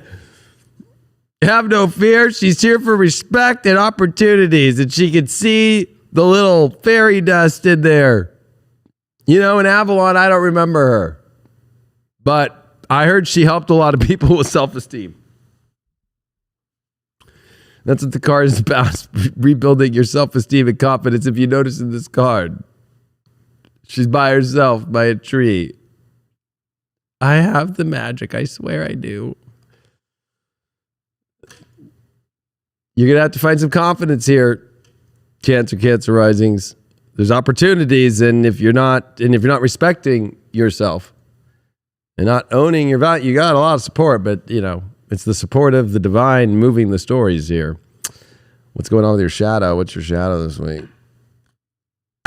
Masquerade. Don't put on a fake mask about what's really going on underneath. There's a lot of stuff happening underneath that's not being shown, and that's the shadow. You got to bring it up to the surface. What's going on with your major arcana? You did fall. The moon card reverse. A lot of repressed emotions. A lot of that you know, you don't want to just keep pushing them farther down. You know, this is definitely where there's a lot of hidden emotional situations that are hard to express, hard to deal with, hard to feel, hard to know how to navigate. It's better to get them out and get all the gunk out than to keep pushing them down. You don't want to keep pushing the cockroach down the same hole. They'll build more cockroaches. It's a lesson you learn, you know, living in Hollywood. 6th house, part of fortune. Life changes are a good thing, but it's going to feel like your life's going through physical, emotional changes in the most way. So at least you're smart enough to figure it out. All right, Cancer. I think you need to put a big focus on the optimism in life right now, your story, something big that you want to, what's your guiding sort of, you know, belief factor in life? And like, does it feel good? Does it feel like it's opening everything up? And that can involve a lot of changes. That can involve a lot of like deep psychology, especially with everything. I mean, Pluto's about to be here for the next year, of course, but it's going to mix between your 7th and 8th. And you've had Pluto in your 7th for a long time, like people, relationships, could be causing some kind of a trauma that you're holding on to that's keeping you from this big expanse. And it's like, if you can focus on the big expanse and, you know, make the changes necessary that are freeing you. I feel like you're in a place where you need to free yourself right now. That's going to open up these big doors of like purpose in your life, what you're here to do, what your capabilities are, how to take on more of what you want to do. But it's almost like you have to find what your big belief is and like hone in on it. And I think you've learned enough lessons, had enough alchemy within your being at this point to move into that space and to stop going, you know, you've learned the lessons. Don't stay in, you know, that pit any longer. It's time to like have that Phoenix moment, but you want to remember, like, you have to come to your own big truth and like know what that is and follow that so that you can accomplish more, do more, and relate better. And you know, feel like you're more nurtured within your own body and not just maybe being the mother nurturing everybody else, but that you're also taking care of yourself too.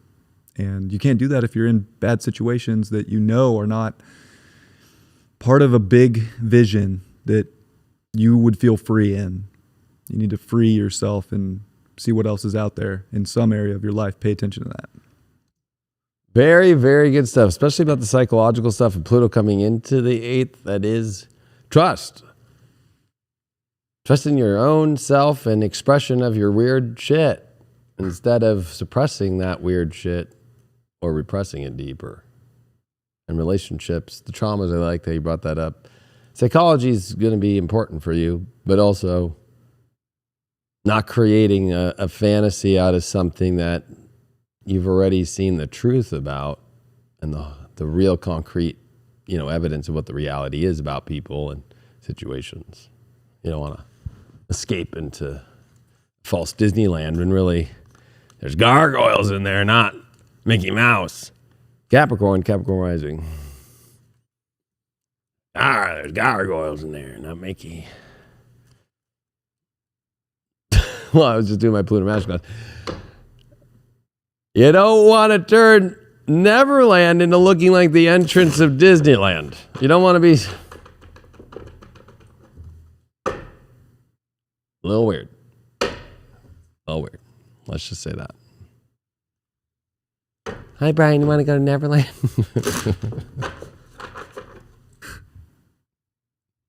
Want to go to Neverland? Bring your son.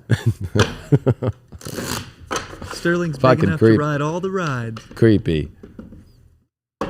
I don't know. I just want to know your feelings on this. Why do you think all these cute people out there think that Michael Jackson's working with Trump to save the world?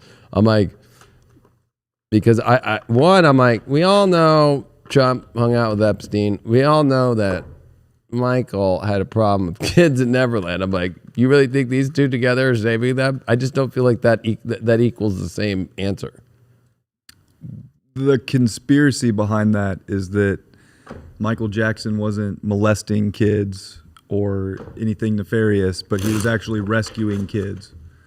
But then I guess that stuff comes out about him knowing Epstein, so that kind of debunk that conspiracy. But a lot of people were, you know, in Q and in that area, were believing that Michael Jackson was saving kids, but he couldn't fully come out and say what he was doing because I guess that's how deep that rabbit hole might go. So we could save that for the after. I don't know. We'll save that for the overtime. I got some interesting. Capricorn, let's see what's going on with you in your life this week. You got the King of Pentacles in reversed here. You got the Four of Swords in reversed. And you got the Eight of Swords upright. So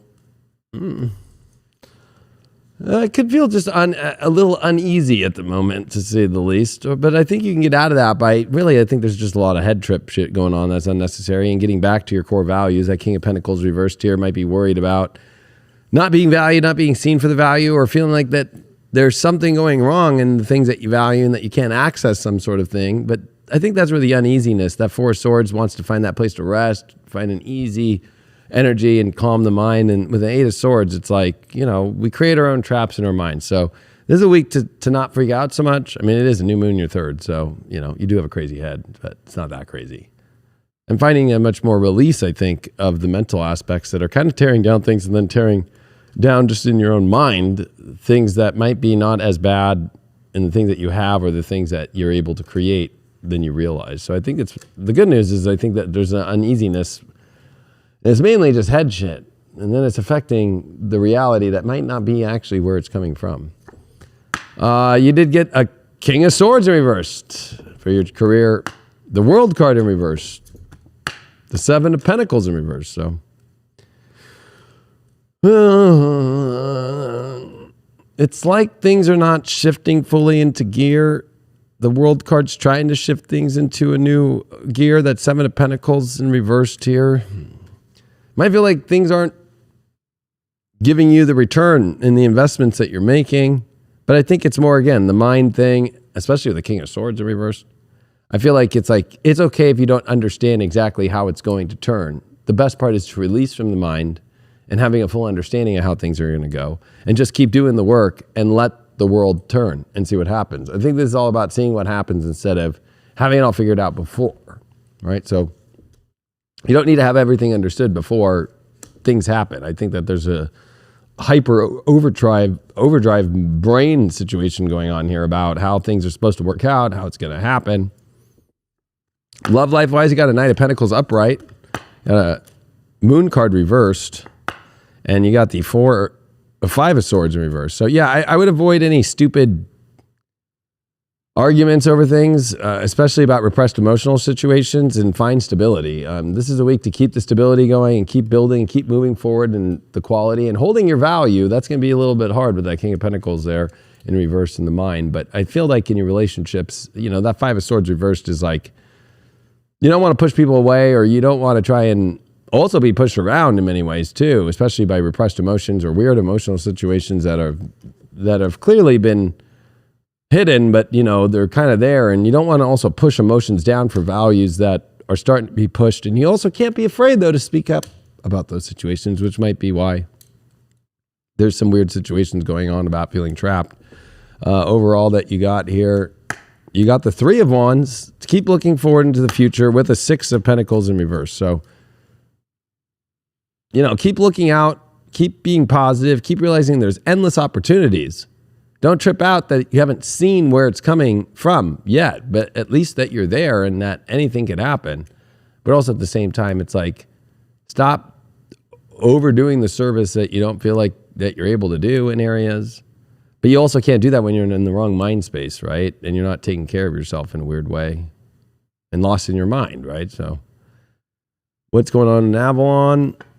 Well, you got Excalibur. This is a great card. This is the card that definitely is giving you that sovereignty feeling and the action that must be taken. Maybe, we're always in the head when we're overthinking things about what we're going to do. So I feel like there's something here that you need to do to get to the open door that you want to go to. Not being afraid to take that action, the magic of action is actually your best friend right now.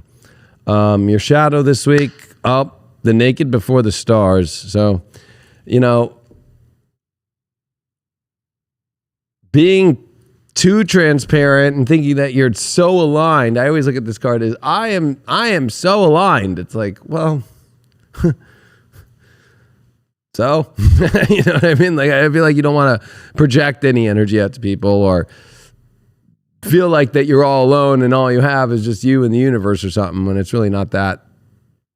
I also feel like it's just a really weird card because it does bring up a lot when it comes to, is it more of the projection of how you want to look a certain way of your connection to the universe than just being it without having to say it. You don't need to say it or show it off. And I think when holding your own value in certain things, you don't need to prove it by that kind of way. You got the Hangman in reversed here. So there was two cards. It was the Strength card reversed, but we're not going to count it, but I guess we will. It's like you're out of, there's nothing to hold back on, but I think that you're afraid with the Strength to go to the areas that are really messing with you in your head and making you feel trapped. You got Mars in the first. So yeah, definitely about taking action. You got that with the Excalibur card, understanding what you want and doing what you want, and confrontation is definitely part of this. All right, Caps. Well, I think it is a lot about your mind. I think you need to pay attention to possibly how you're creating situations that aren't real. I think you need to figure out how to just get your mind back into reality. I think it can be way out there. So you're trying to, I think, use this great gift of sort of this mind that can go to all ranges of the universe, but can it be used in this reality, or are you just making things up that are tripping you out? Like, these are also things that you need to look at. Like, so what's going on in your head, and are you playing tricks on yourself, or is this actually happening? That's a big focus this week, and that's gonna fall into line with your home life too, and your emotions. You don't want to just repress emotions right now. If things need to be said, it's important to communicate them. But that's where I think you want to pay attention to. Are you communicating what's actually true, or is it just a delusion?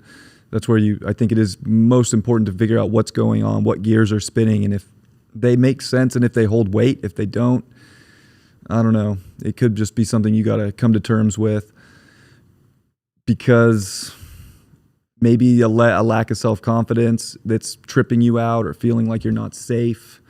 Something along those lines could be making the wheels turn in a weird way. So pay attention to your mind, your self-thought, but not only just your self-thought, the way you're expressing yourself and communicating yourself. And don't, suppress and hide things. Like, talk about things if you need to talk about them, but I guess don't talk too much to yourself, because that's kind of crazy too. So it is kind of a weird thing with this mind this week. Pay attention to that, Capricorn. You'll figure it out, but it can be a little foggy, or I just think you could trip yourself out about something that doesn't necessarily need to be. It could be false. Could be an illusion. Ah! Sag risings. Aquarius is the last one after this. Saggies. Sag risings.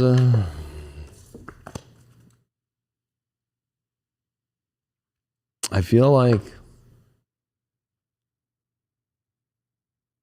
we all thought Miley Cyrus had her day of her emotional craziness.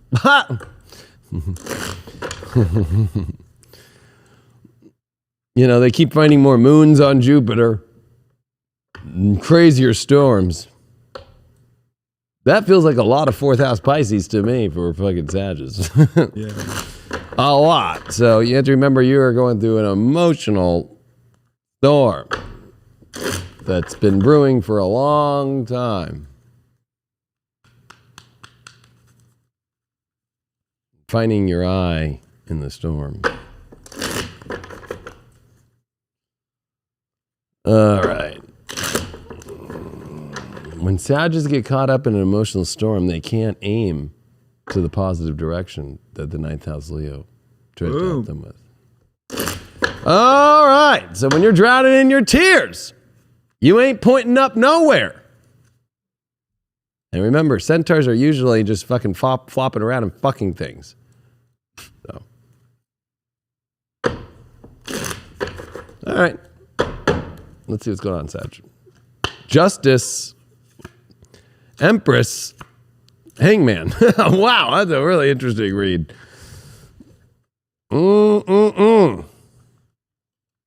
Someone's feeling justified about what they got to be doing and what they got to be creating and what they're here to manifest. But also, fuck, there's something coming up that's making you feel like you have more info to understand and you have to keep observing. Keep doing what you got to do, but also remember that the universe is trying to teach you some things to make you actually get, Justice card is a very weird card of balance, but it is a card of also feeling justified about something and needing justification or fairness. So you might be feeling like you're being shafted about something and that you're ready to go create something and something's holding you back, or maybe it's just more info that you need to get. Let's see what's going on with your work life here. You got the 2 of Wands here with the 8 of Wands. So what else did you get? 6 of Cups reversed. I feel like this is about going into new environments with your work life that you're uncomfortable with. And then actually the most positive things will happen when you go in those directions. You're a Sag. It's about learning new things. It's almost like you're kind of babying yourself. Like, these are things that a lot of people know how to figure out, It's kind of funny that there's an online store here. So, I feel like it's like, it's like, I don't know how to do that. It's like, well, figure it out. Stop outsourcing. Start figuring out within yourself, especially that 6 of Cups always wants to find wherever the safe place is, where I'm sorry to say the the safe place for you is where the arrows are going, which is out of that area and into the worlds and where you want to go in your career. And maybe I feel like you're feeling stuck. You know, you're ready to go create and build the most beautiful things, but you're letting like the little things or some situation hold you back. Trust me. I mean, even building studios like this and stuff, you think I just knew what to do right away? It takes time, and you just got to be like, oh, fuck, I'm going to go figure this shit out. Let's see what this wire and this wire do. Shit. Love life wise, you got the 9 of Pentacles. That's been popping up for a lot of people this week. Really focused on their value and their self-worth and their vanity here. Someone thinks they know that they're sexy and they know it. Or not. Page of Pentacles reversed. You might be not hearing it or seeing it, or don't be so disgruntled if you're not getting the likes you want on that damn picture where you fucking put on your bikini and showed your whole asshole. It's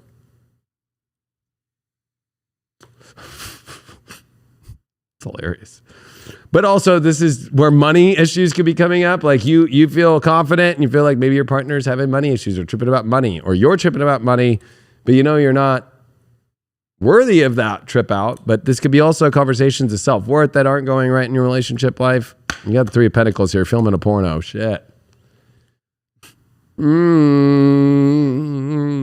Maybe maybe you have a partner who's tripping out on another person, but there's definitely some money, work issues. I don't think it's as serious or as bad as you think it might be. I think that you have to come back to understanding your value and your worth, but you don't, I want to, what did you get?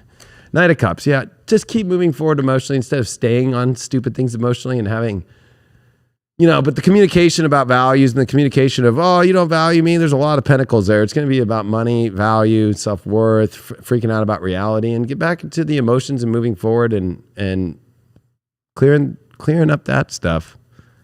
You could have some really crazy arguments that have been going on over stupid stuff and then having a big, we fixed it emotionally. We moved forward. What's going on overall now? Lovers, yeah. Love in your relationship's definitely coming up. And you got a 9 of Wands, yeah. I think that this is a great time for you to feel justified to build the most happiest things and also in your relationship to build great things. But I think that, you have to look at your own observations of where you're too tense and to let down a lot of that tensity, or at least the bracing for always something bad to happen, or bracing for something that's not good when there's really nothing but good stuff to be had. What's going on in Avalon for you? Oh, the tour. Yeah. The little bunny. We are in the year of the rabbit, but it is about building that connection, that truth and clarity. Maybe there's a lot of truth and clarity that does need to come out. The Justice card, the 3 of Pentacles in the relationship, the 8 of Wands in your career life, and also this pensive 9 of Wands that needs to kind of like let go and let things just slip in easier. You don't want to keep the butthole closed or it'll hurt. I'm talking about when you're getting probed. Okay. For a colonoscopy. This is fitting after the, Oh, no. Yeah. Well, I mean, it is kind of funny. Well, I don't know. It's funny. I picked up the wrong card, but that bird just showed up there, right? It's like, fuck. Just want to jam it all in there. Fucking Triumph of Lies. This is kind of interesting. Ooh. If you're having observations that somebody's cheating on you, you need to look back in the own mirror of yourself. Or if you're having, you're in projection city where it's like, whatever you think you're seeing in someone else, you need to look at your own Triumph of Lies first, especially if you're making accusations this week. I think it'd be better as a Sag to come out clean about situations that aren't really that bad instead of trying to avoid those and try to put it on someone else. That's just my feeling from this reading. And you did get the Justice card reversed. So I think overall it's kind of funny. I think that you feel justified about things, but the Hangman's there saying, maybe you're really not. Maybe you need to pay attention to more of the shadows and what's really going on and clearing the air first and getting the truth out instead of you trying to figure out the truth. The only way to get out the truth is to come from a very basic place and realize, it's going to take a while to get up to that top of that hill. It's not going to just happen in 1 millisecond. All right, especially with all the emotions you're going through. 6th house Jupiter. Yeah, you need to have a better understanding of reality and how it works instead of creating a delusional reality. And I think that you have to be smart about things and take things step by step and you don't want to disrupt the way that things are working right now. All right, Sagittarius. I think you need to put some focus this week into your personal life, your home life, family. That's all important. And, also just the root of your being, like what's going on deep inside of you. What do you really feel about situations? Don't overlook how you're actually feeling. Lead with your emotion, lead with your feeling. I know it can be sensitive. It might feel like, oh, well, if maybe I'm holding myself back. Like, you're not. You need to feel these things. That's the only way you're going to feel a sense of security to charge forward. It's like you're building the foundation right now. So build the foundation. This is going to help you show yourself more. Maybe even the brown part in the back, brown eye. But this is going to help you like express yourself better and to find more confidence and to express, yourself. So I do think there's also, aspects about your emotions that need to be communicated. You need to tell people how you're feeling, what you want, what your truth is. Be able to hear the other side too. Even if people don't have the same exact truth as you about a situation, hold true to your truth, but accept that somebody else might have a different opinion. It's okay. So be able to negotiate, be able to debate, communicate, and feel. And whatever you're feeling has a lot of truth.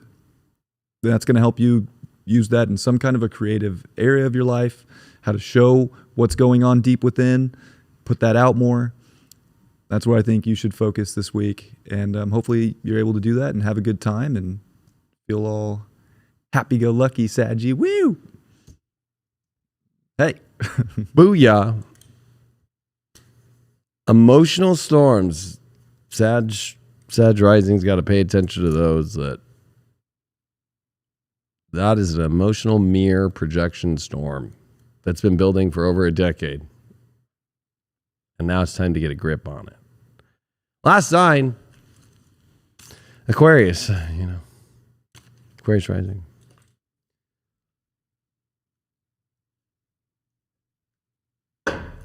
Let's see what's going on, Aquas. I know you're almost homeward bound, or you have been homeward bound the whole time. It's kind of ironic. But there is a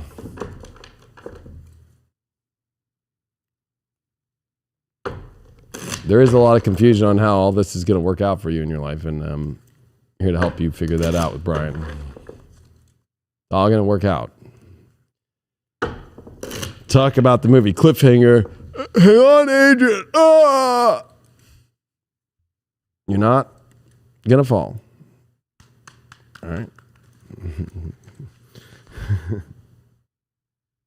Oh, hang on. It's so weird, Cliffhanger. Opening scene. Oh, shit. All right. Your spiritual overalls, you got the Seven of Wands in reversed. You got the Empress in reversed. You got the Two of Pentacles in reversed.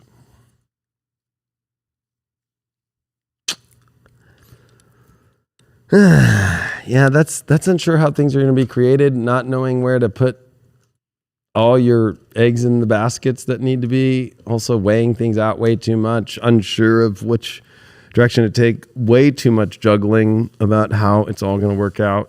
You need to pause and smell the roses and understand that everything's flowing, and not be tripping out and trying to figure it all out too much to where you've lost actually what you were even going to create in the first place. Career-wise, you did get the Fool card reversed, the Hangman. Oh, man. With a Queen of... Yeah, I think that you have to have confidence and you have to have the ability to remember, if you're doing what you love, you're fine. It might feel like this week you're at a really big pause. And you might feel like you're really stupid, like you haven't figured something out or that you did something wrong. I don't think you have. I just think that you have to remember to keep moving forward through this and to gain the knowledge that you're going to get in the cemetery here. You know what I mean? Knowledge in the cemetery here. Get a lot of wisdom. But I don't think that you are being the fool that's flying off Dracula's castle here. It might feel that way, but you have to remember that you understand the sweetness and you understand if you're doing what you love, It'll be figured out. But if you're not doing what you love, there's a problem. Relationship-wise, you got the Judgment card here. Wow, you got the Nine of Swords. And you got the Six of Swords. Well, it does feel like Judgment Day is upon you here about staying or leaving. A lot of worries. I always like that they actually use this Nine of Swords here with the moon behind it full.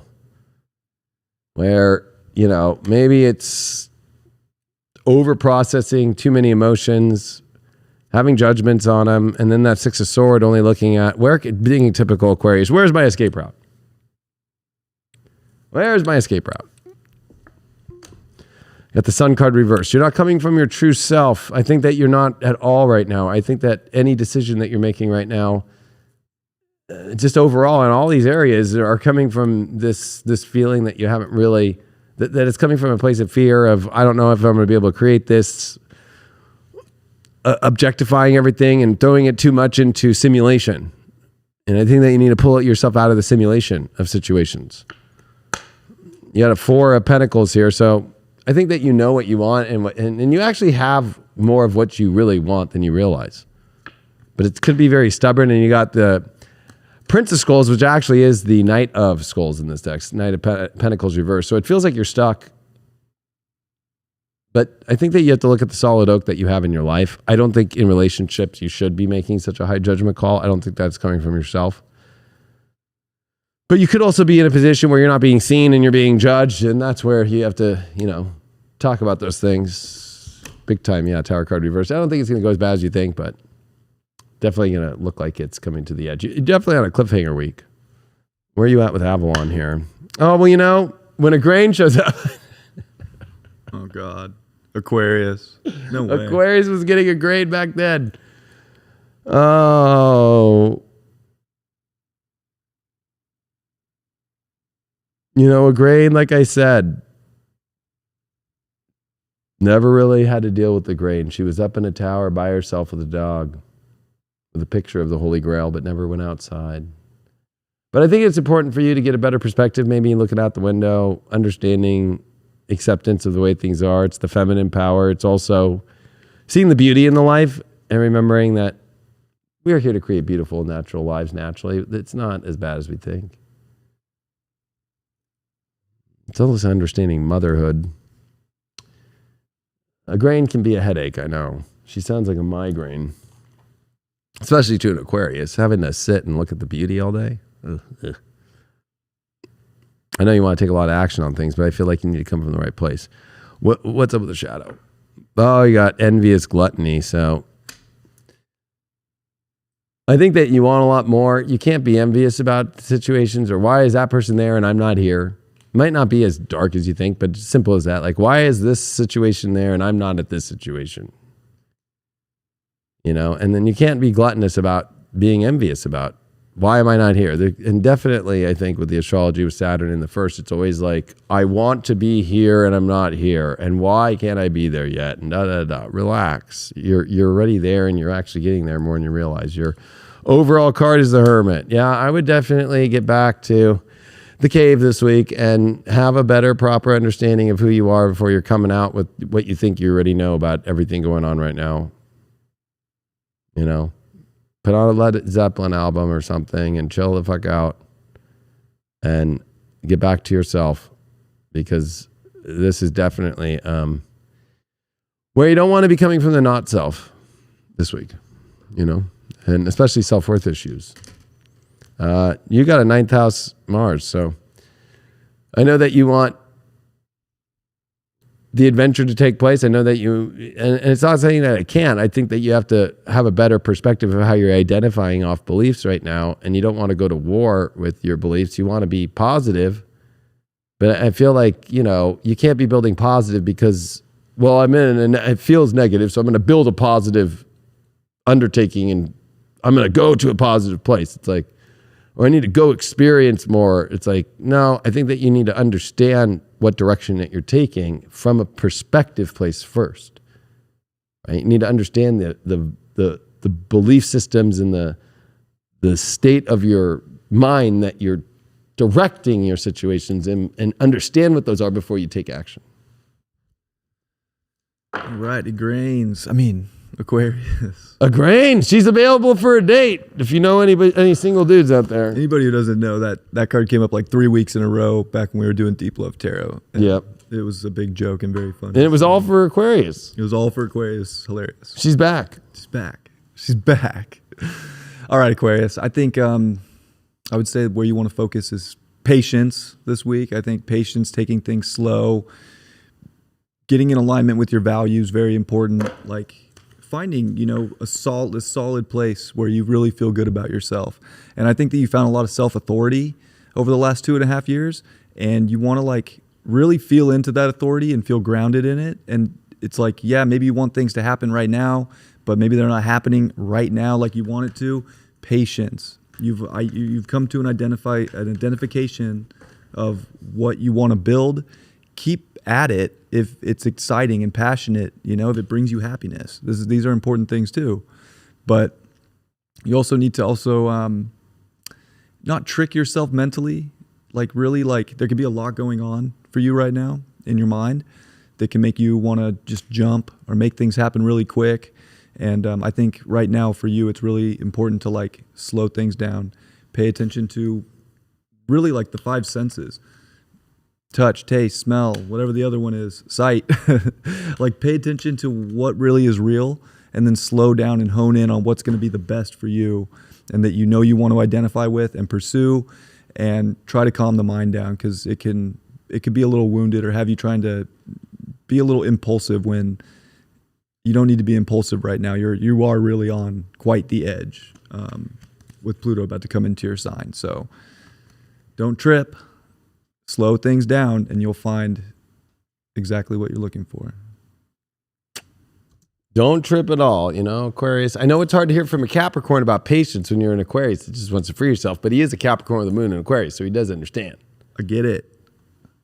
I know it's hard, but self-worth is the leading cause of Aquarius problems right now. So, you will be able to manifest those dreams, but I know it's a slippery slope. And also, to be a rebel, it is a slippery slope with understanding your value and having to go far out instead of doing what's normal, right? I don't think that you want to get caught up in just doing the basic bitch, 8th house, Virgo. I'm investing in what I know will work. To create greatness, you have to invest in yourself in a way that believes in the most radically far out shit. And you got to keep holding that, and you can't be afraid of that. And you also have to understand that there's a divine timing element to that stuff too. So, well, this is the part of the show where we go into overtime spiritual daddy, and our topic is we're at the cliff of the unknown. Of course, astrologically, a lot of stuff in Aries out front with Chiron, Jupiter, Venus, Chiron. Then you got the Sun and Neptune in Pisces. They're sitting in the middle. You got Mercury in the caboose with Pluto in the caboose. And you got Mars actually way ahead, but Mars is so offline. That's what's, I think, making it so weird, is Mars is just leading the pack like it likes to do, but it's not going its fastest and it's out of bounds. So it's on the trail, and Mars is all crazy Gemini'd out and been there for so long that it's talking to itself and it's fucking going off the trail now. Yeah, Mars is lost. Yeah, Mars is lost, and it's about to come into square with Neptune again. So it's lost. I think part Gone of up to a huge lead, but lost. Yeah. I was going to say, what I think we're going to discuss here is is it really as bad that it's all unknown, and how to deal with that? What do you think?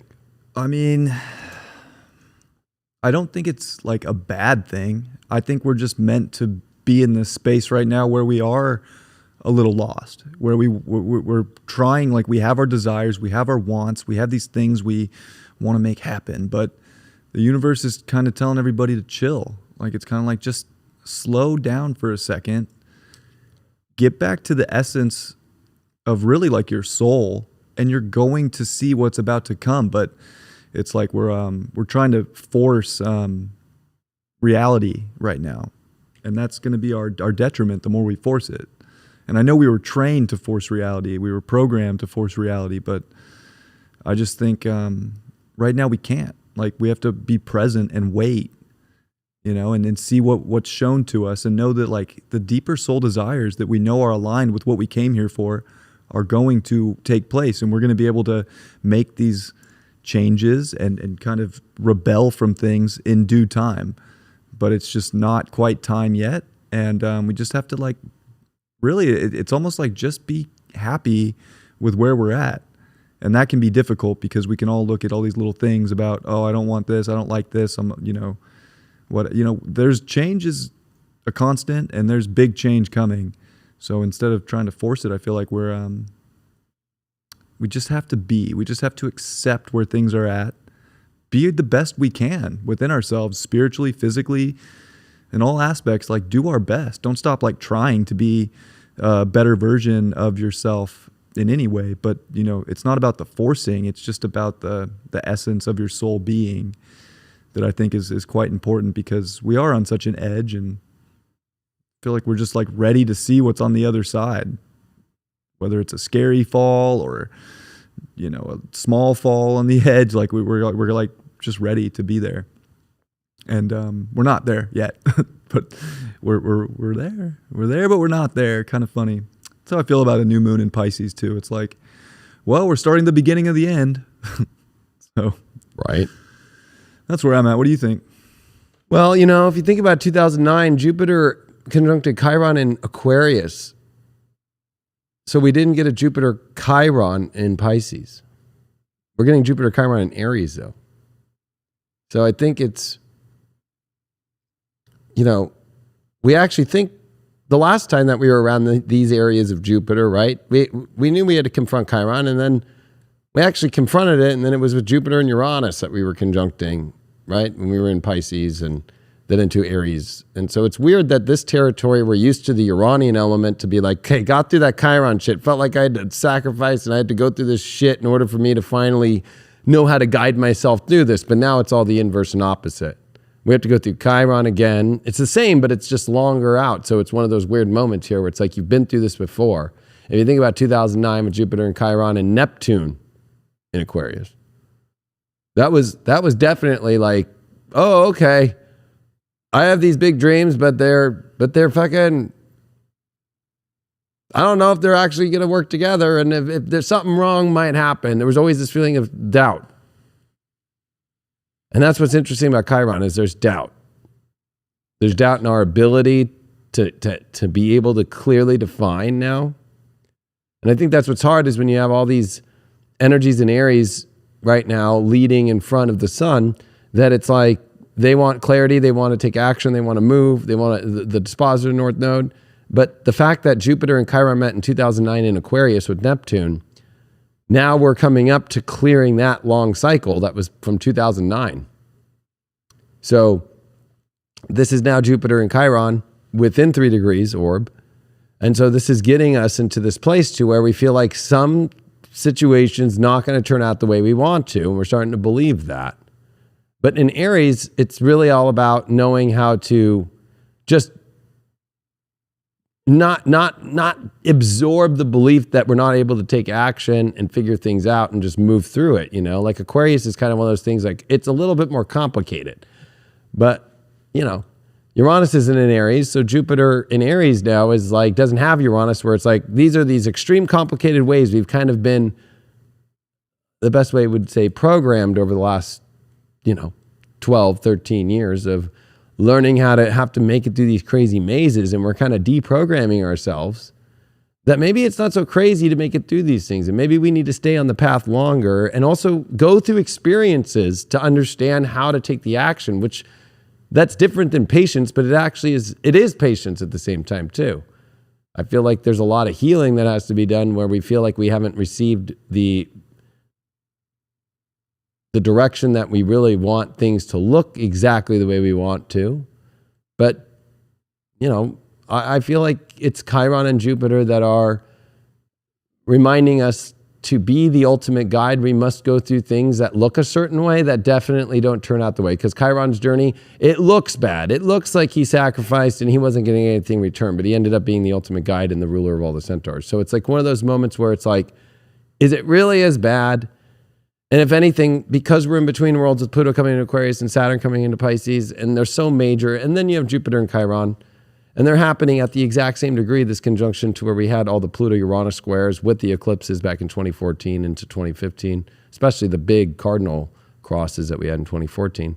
I do feel that it is bringing up a lot that you've gone through, especially if you take the last 10 years of your life, from let's go all the way to 2009 into 10. There's a lot that you've gone through where it looked like it was going this one way, but then it was very Aquarius style. It totally inverted into a different place. And I think we have the fear of inversion in areas that we actually can predict, but we're really bad at predicting, because the stuff that is unpredictable is going to be what inverts. And the stuff that actually we think is going to invert probably won't. And that's, I think, going to be what blows people's minds. And that's what I think we think of in the world too, right? We keep thinking they're going to do this. The war is going to be like this. It's going to happen this way. This is going to happen. And it's not. It just keeps going in this. Wait, what? And that's what's weird is the healing that takes place of Chiron is it's not sitting down and, healing the wound. It's the actions that you choose to take in these times where you feel like you need healing, right? Yeah, I'm with that. I think there's no way to rush healing, and that's what's interesting with Chiron in Aries, is there is almost like a rush to heal things. Heal it now, and we can't just rush these things. Like, it's a process, and Chiron's only like halfway done. It's halfway through with its transit in Aries, anyways. So I think that's all very interesting what you said, and I'm on the same page with that. I think it's also, there's no, coincidence that we're getting 2 new moons in Aries, and the second one's going to be a solar eclipse, 2 new moons at 0 and 29. Like, we're definitely like going to get a full spectrum of our identity and what we're leading with, and courage and strength. But dang, I just don't think we fully see exactly what that is now. And I'm sure there's going to be something that will be seen, because that's right. Like you mentioned with all the Aquarius, that's very out there, like kind of shocking things, weird things you didn't expect took place. Aries is much more simple. So you're going to know how to react, because that's where Aries can shine, is through, it just acts off the impulse. So by being here, you're going to get something identified, and then it's about acting on what showed itself. So it's not so much of a guessing game with Aries. It's much more of a, all right, I see it, I identify it, and then to have the courage to do what you need to do with what you identify, because that's where we can also, with Chiron, lack is the courage to act, the courage to do. So we have to kind of shift our own beliefs about what we can do and what we can't do at the same time. My opinion. Yeah, and the last time that we actually had Jupiter and Chiron conjunct in Aries was back in 1976. Oh wow! Right when they were leaving, yeah. Right when they both then went. Jupiter went into Taurus and Chiron went into Taurus. Right, so if you think about the mid 70s. Everything looked like it did today, like gas prices, inflation, the 70s era of being a hippie kind of was starting to die out, right? And I think in Aries, it's the idea with Chiron too, with Jupiter, is there is no right or wrong way to take the action, right? So if you think of Aries, it rules war, right? Is it better to use a gun or a sword? Well, it doesn't matter at the end of the day, because as long as you're doing your job on the battlefield, right? That's why there's cavalry, and that's why there's people with tanks, or there's people in the air, right? Like, one of the things Brian and I have been talking about in the astrology community is there's been this huge debate over which house system to use, whichever house system works, right? Mm-hmm. There's no right or wrong way. Of course, it's fun for the history to know which one came, but it's, the farther down you go the rabbit hole, they were using astrology. And I think that's the main point. But same thing goes with when I was in the military, right? Like, we sang songs about putting down the Air Force and putting down the Army. And then the Army and the Air Force have songs where they put down the Navy, right? It's one of those things to where we start to gain, this is the best way. And we also start to frame in our mindset what's the right way to do things. And by the mid 70s, everything was looking really weird, right? shag carpet was cool. And then it was kind of just like, okay, we really did this. And it's like accepting with what we have and where it moves next. And that, you know, the identity and the way that things look, we come into like kind of weird moments where we all kind of feel like we're in that 70s show, and the future does seem kind of distant a little bit, because focusing much more on that we're going to understand who we are and what we're going to be through the process of allowing it to happen and accepting the weird parts of who we are and what we identify with and how we have it's just all about knowing that we can guide ourselves better the more that we're willing to go through the adventure with confidence than not. And having unknowns brings fear. And that South Node Scorpio energy brings up fear. And fear is always because we're afraid of the acceptance of a result of something outside of ourselves not going the way we want to. So I feel like a lot of the fears are about, you know, rejection or bankruptcy or, you know, things that take us to a place to where it's like, I won't receive what I want, you know? And I think that there's so much of that playing out that it creates us to be so afraid of the unknown, which we have to realize that, you know, just even going and taking a shit is unknown if it's going to be solid or not in life. Most of the time it is, but there's always those unpredictable times that come. But it's not like you go to the bathroom every time and worry about, is my shit going to be okay?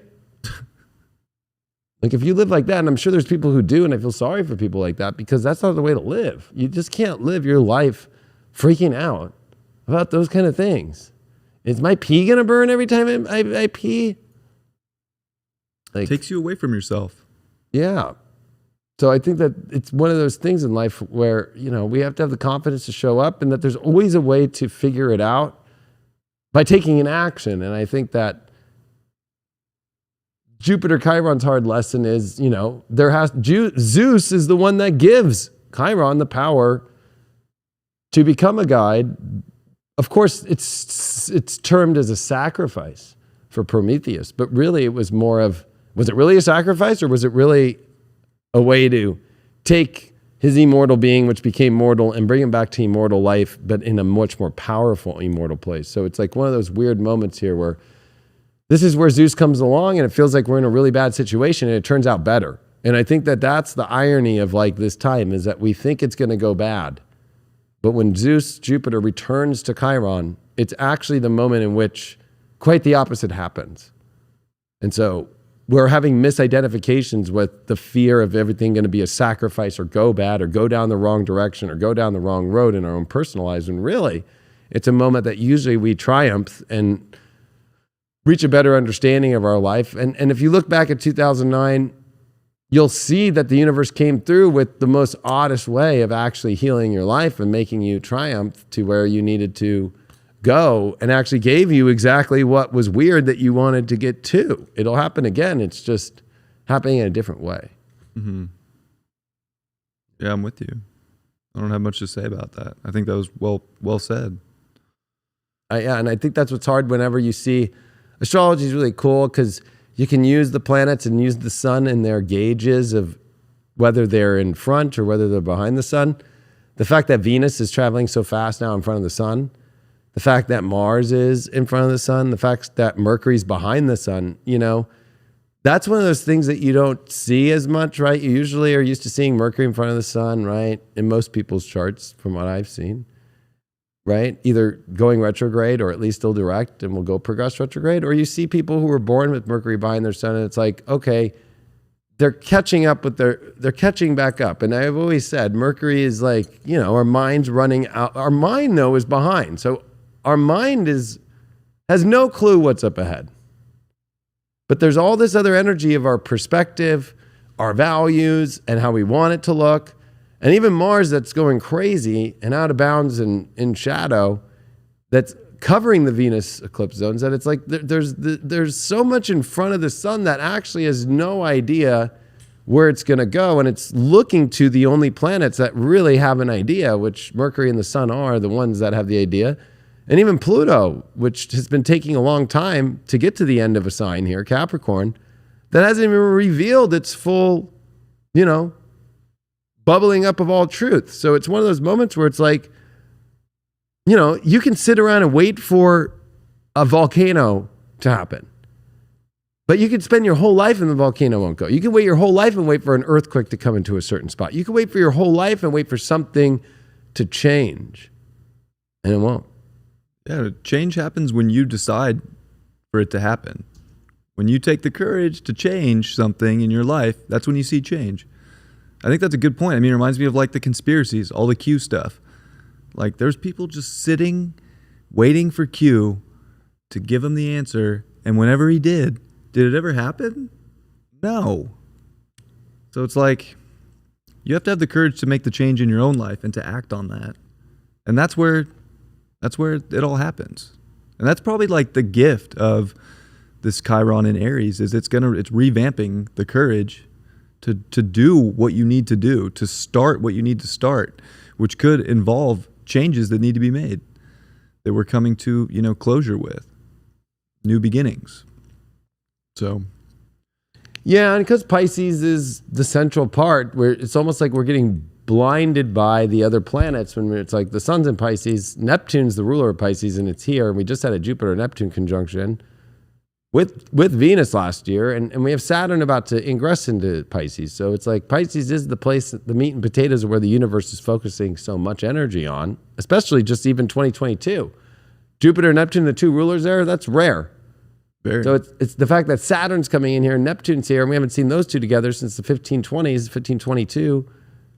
So it's like one of those moments here where it's like, okay, what you need to pay attention to is the traps that we create spiritually in our lives, the traps that hold us back. The unknown is part of the spiritual journey. Mm-hmm. To become conscious is being aware of the unconsciousness. And you can't be aware of your unconsciousness till you become conscious of an unawareness. So it's like we're honestly all in our evolutionary process carrying massive unconscious energy with us. And often that comes through the experience. We usually don't just wake up conscious of something. I mean, every now and then that'll happen at some point in our life, but usually it's through the experience that we learn. So it's almost like, again, if we're too scared of an experience or to try something, then we're not becoming conscious of something. So it is about the living of this reality that teaches us and opens up our consciousness to learn, oh, wow, I wasn't looking at that. And that's why I put emphasis on the horoscopes today, on Pisces in everybody's chart, is because it's just the sun and Neptune there. And it is weird to have just the sun in a sign without Mercury or Venus. Like, that's very unique. It happens, but it's not like normal. Usually, if you look at people's charts, they're going to have Mercury or Venus somewhere close-ish in that sign. So when we have these moments, I think it's interesting because we want to put so much out there in this area, but we're like, especially with with Neptune, in that sign too, and ruler of Pisces, it's like, here we are. We've had so many conjunctions and big planets, and we're, getting ready for Saturn to come in here. Like, we need to it's important to pay attention. And that's true with anywhere where Neptune's at, is like, that's where we don't pay attention. That's where we're unconscious, but where we're trying to wake up and be conscious. So there's all these kind of slippery slopes that we're not paying attention to that are like really ready to unravel things if we don't wake up to them. But sometimes it takes the experience. So if you feel the intuition trying to take you to an experience, it's like you have to be willing to act on that intuition. And that's where people get tripped up in their head. And that's where Mars is out in front, drunk in Gemini, which is chaotic. Because we're worried that if we don't have the logical proof that our intuition was for the better, because we come to some identification of what better is, that our intuition was wrong. That our soul, I was wrong. Like, no, you weren't wrong. You went through an experience that you were intuitively guided to go through so that you could learn and wake up and become conscious to that aspect in our life. So, anyways. I was going to say that it's a very weird moment when you're in the pool, like we are now in Pisces, And Venus is in Aries, 45 degrees away from Mercury, which is in Aquarius in a semi-square. And so you have this weird moment here where it feels like you're in Marco Polo. And with the amount of Pisces that's coming in, with Neptune, and then with Saturn on its way in, and with Pluto and Aquarius, these are the last two signs. So there's a lot, no matter how much the personal planets and the inner planets are moving, right? It's the fact that Neptune, the ruler of Pisces, is at the last sign and in the last decan. It's the fact that Pluto is on its way to coming to Aquarius, the most far out energies of the outer planets. And then you have your Uranus that deals with the actual fertilization of this Earth and the understanding of Earth itself. Taurus, that it feels like the Earth is far out and weird. It feels like the universe is so unknown that we have to try and understand it in these deep ways, and we're being obsessed with trying to figure out technology, where it's going. And then there's the highest octave of Pisces that's telling us to look in this far beyond place, and it feels like we're in a pool. And that pool is in a moment of Marco Polo with our eyes closed, and we're having to like search while we're playing Marco Polo. We're the ones having to yell Marco all the time. And we're trying to find Polo everywhere we go. And it's one of those moments that, you know, I think people are thinking that Pluto Aquarius is going to be so shocking. But I think it's going to be more of a numbing effect still of the fact that we are just going to be in such far out energy and things are just going to keep feeling weirder and weirder. And is that bad? That's the only way really evolution in our lives can actually exist, is things have to get so weird for the changes to be had, because we're obviously going through a massive shift, but they are long shifts. And things are so far out literally that it's going to feel more far out. And the more that you can tune yourself to the frequency of far out, you'll be all right. I think it's more when you keep trying to stay on the same vibration that we've always all lived on and not go with the frequencies and try and tune in and understand why they're happening. You know, it's one of those moments to where we have to retool our understanding of these frequencies and that they're different. It doesn't mean that it's bad. It's just different in how to find our way through it. It doesn't mean that it's the end all be all of the frequencies, because of the most energies that are about shifting frequency, even though it's a fixed energy, Aquarius, or Pisces, which is the most mutable of water. There is this, you know, fixed air and this mutable water that's really hard to try and, you know, figure out, you know, because you can't stay on a fixed gauge and say it's always going to be like this. Every moment is changing constantly. And it's not only from a wide range, it's up and down too. And so can create the feeling that we're in a reality of seasickness, or in a reality of a conscious breakthrough that's happening at any moment, in the anticipation for it to happen instead of allowing it to already be happening and accepting it for what it is. Yeah. You know? Yeah, I mean, I really like the Marco Polo analogy you used. Thank you. That's exactly what it feels like. But it's almost like, well, Marco or Polo got out of the pool. You know, like Polo's not in the pool anymore. And we're so familiar with playing this game in this pool. And it's like, oh, well, here's the boundaries. Here's that. Well, it's almost like we have to be willing to get out of the pool to go find Marco. And our eyes are closed and we don't know what's on the other side of that. It's like, well, now it's a whole new like ball game. It's a whole new reality, because we're not playing in water. We're playing on Earth. So it's just different, and different, like David mentioned, like change is good. It's not that weird. It's just new and hasn't been experienced. Doesn't mean it's bad. So. Well, the game isn't fun if you're somebody who's constantly screaming, fish out of water, and nobody's out of water. Right. It's like one of those things to where that's what we're trying to do, is trying to guess when this is going to be out of water, right?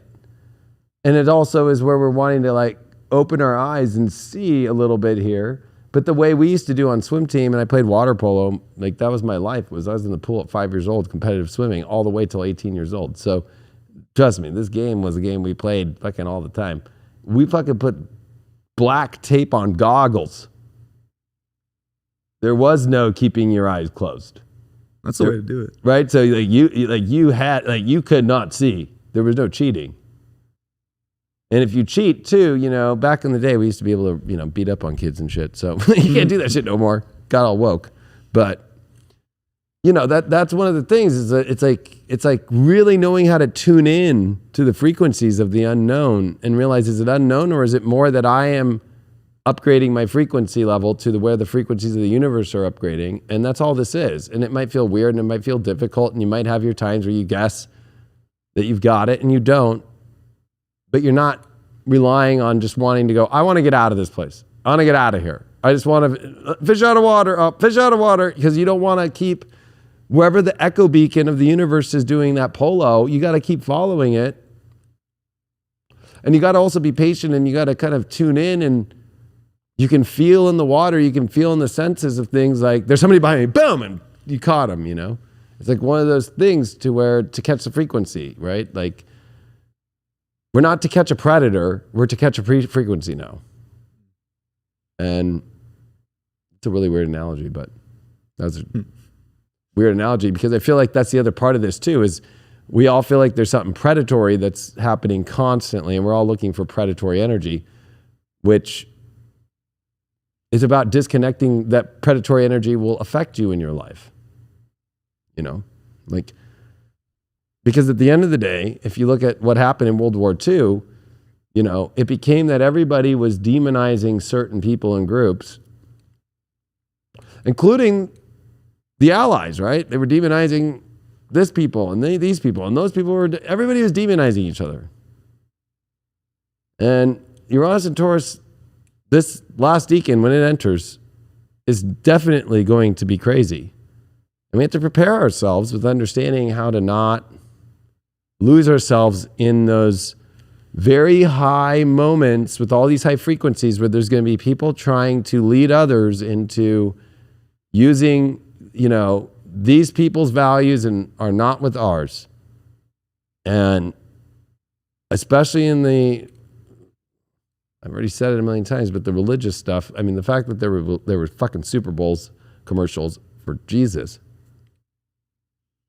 Yeah. Imagine if you know, Islam and all the Muslims wanted to put up their commercials. It would have been demonized in America. Yeah.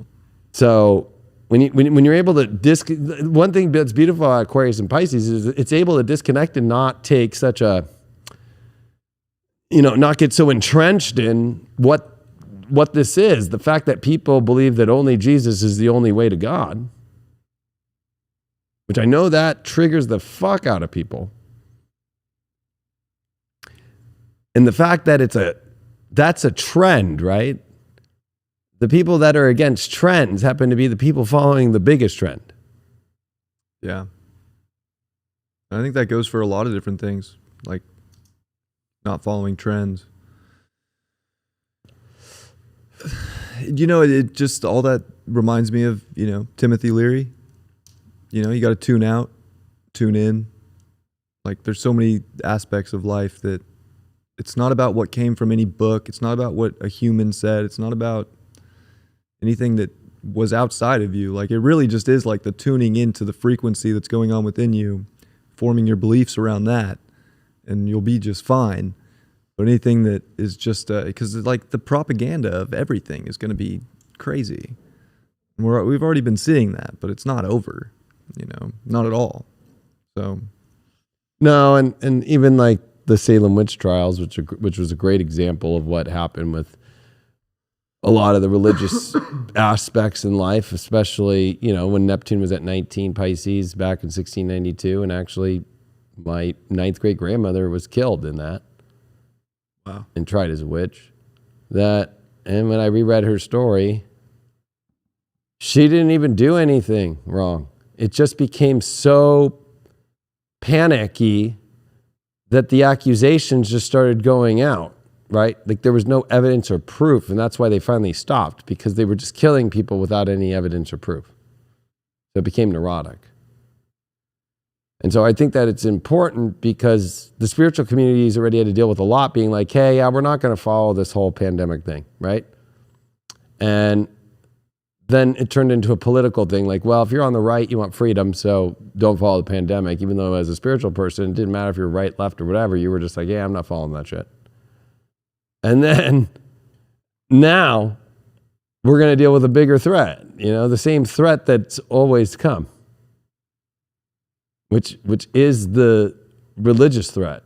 The threat that you don't follow this religion, it's the same as COVID. You're not going to go get the shot, which is exactly like you're not going to church, you're not praising Jesus, and you're not doing it this way. You're not, and Jesus wasn't even a Christian, right? Like, it's one of those weird moments here where,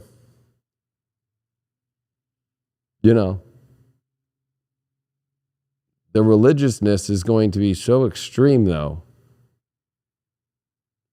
that you have to remember, though, that Saturn, Neptune, and Pisces definitely brings a crazy religious price that can't be paid for and that is indebted and falls apart. So you can't start... You got to, and you can't demonize people who are religious because that's their own belief. But that's the whole part to teach the lesson too, is to have compassion for people of whatever they believe. But you also have to not be afraid to remind people, like, hey, if you're able to believe what you want to believe, I'm able to believe what I want to believe, and they stop demonizing me because I ain't demonizing you. 100%. So what we're feeling, Marjorie Taylor Greene today just told the press and told the Congress that all the red states and all the blue states should just be on their own and secede from the federal government and just create their own laws and be their own way. And 42% of Democratic states believe that there should be too, and the southern Republican states, like 60+% believe that they want that to be true. So you can already feel in the world with NATO and with the Russia thing and the China thing and all this shit, we're coming into the most unstable waters because the world that we know we have to remember at the end of the day it was Pangea, and everything is going farther and farther apart. Everything that's just happened with the solar flare activity in the last 48 to 72 hours, and the X2.2 flare that just happened, and the extra flaring, and all the stuff that's coming out, especially they're using the flare that just happened that's hitting the Earth to investigate the airplanes again, because I know that there's terrible atrocities happening in Ohio, but people don't realize they're flying in airplanes right now and they're getting radiated on, like in a microwave. I showed that when we were in Texas, that the data's all out there. It's peer-reviewed. They just actually took a bunch of scientists up into the planes to actually test the radiation now that there's auras happening without solar flares. So we know that the magnetics are already messed up on the Earth and weakening of the field. We also know that the pole shift's happening. And I think that, we have to remember that every continent and every part of this Earth is separating more and more and more. The Pangea effect, when it was all together, has constantly been doing that. And that comes with the expansion of our wisdom and our knowledge of the universe and everything, is that, we remember where we were at as oneness, but we also all came here to experience multiple facets of this universe and to remember the core of the oneness. It's not so much about physically forcing people to be down one line. And, but that's the weird thing. More people are being radiated every day in an airplane than they are in Ohio. Yeah. And I think that's the weird thing, is people are so lost into the pictures. They're lost into, and the AI knows this, so the AI has already figured this out with deepfake. Add now to the fact that the stuff that we don't see, right? It's the stuff that we don't see that was in the shot. The stuff that we don't see that's in the airplane and the radiation that's hitting in every airplane right now. That's the stuff that is the hidden subconscious or the repression, and that people are not wanting to see because, what do you mean? I got to take an airplane to get to see my family or whatever. Think, okay, yeah, if you do that once in a while, it's fine. But if you're an airline stewardess or you're a pilot or you're somebody who flies constantly, well, you better start looking into that more, right? But nobody wants to talk about that. FAA doesn't. Of course, Department of Transportation doesn't. and neither does the airplanes because they make money. So, you want to talk about, the government and the environmentalists, they want to make money. Well, they're doing it with airplanes more than ever. They're doing it with so many other areas that we have to all start waking ourselves up about, that nobody wants to look at because it'll affect the way that I feel that life should be. Right? It'll take conveniences away. Yeah, same thing with religion though, and how many kids have been raped under the name of Jesus. I know. Right? How many people have been killed in the name of Allah and in the name of Jesus? How many, right? Like when you start looking down these roads, it deals with too personal of places that people can't deal with because it's too sensitive. And that's what Pisces represents. It's too sensitive because it messes with your dream of what you idealize as Jesus to be, Allah to be, airplanes to be for your life, and so forth. So, that's where it's going to be very difficult over the next couple of years, because it's not the unknown of I don't know where things are going. It's more of I'm not paying attention to what is known, and I'm creating it to be unknown because I don't want to face it and look at it. Yeah. Boom. So, well, that was... You have any last words? No. Nope. Very happy with the show. Went well tonight. Yeah. Thanks so much for all your support. Make sure you follow Brian Fix Your Moon here on YouTube or his Instagram or his Twitter. Of course, I'm on highvibe.tv. Go on Highvibe TV. Get the apps. I just started my Pluto Masterclass school. Today was the most awesome class I've ever done, but it was so weird. There was an issue with the actual class. So if you've purchased the class, it all works now correctly. The course curriculum wasn't showing for some people. It's showing on every person now. So I'm adding an extra class for people who missed the first hour and a half of the live, that there was some weird issues with it. And it's all fixed now. So you can go in there and watch the class, of course, and be part of every live. So I'm adding an extra class. It's only $125, and you get now another 8 classes that are 2.5 to 3 hours long. Today I was over 3 hours. So going way deep into Pluto, your own chart, and so forth. And truly appreciate you all. Thanks for being on High Vibe, because everybody on High Vibe is watching this. But this is the show we do for free out there to get people to come onto High Vibe, and also for people to find Brian and find me and to understand what we're doing, because the free trial is going away on High Vibe TV. Unfortunately, there's just been the way that technology works now is people are just getting 7-day free trials and building a new email and doing that all the time and not actually paying. And I won't be able to stay in business, and that's just not good for the value of money, right? And the value of the work that we put in here. So this is a way for people to see, like, hey, this is the kind of stuff you're missing every day. So, but I truly appreciate all those in the Pluto Masterclass. And again, somebody just put in the chat, how do you find Brian? At Fixed Air Moon.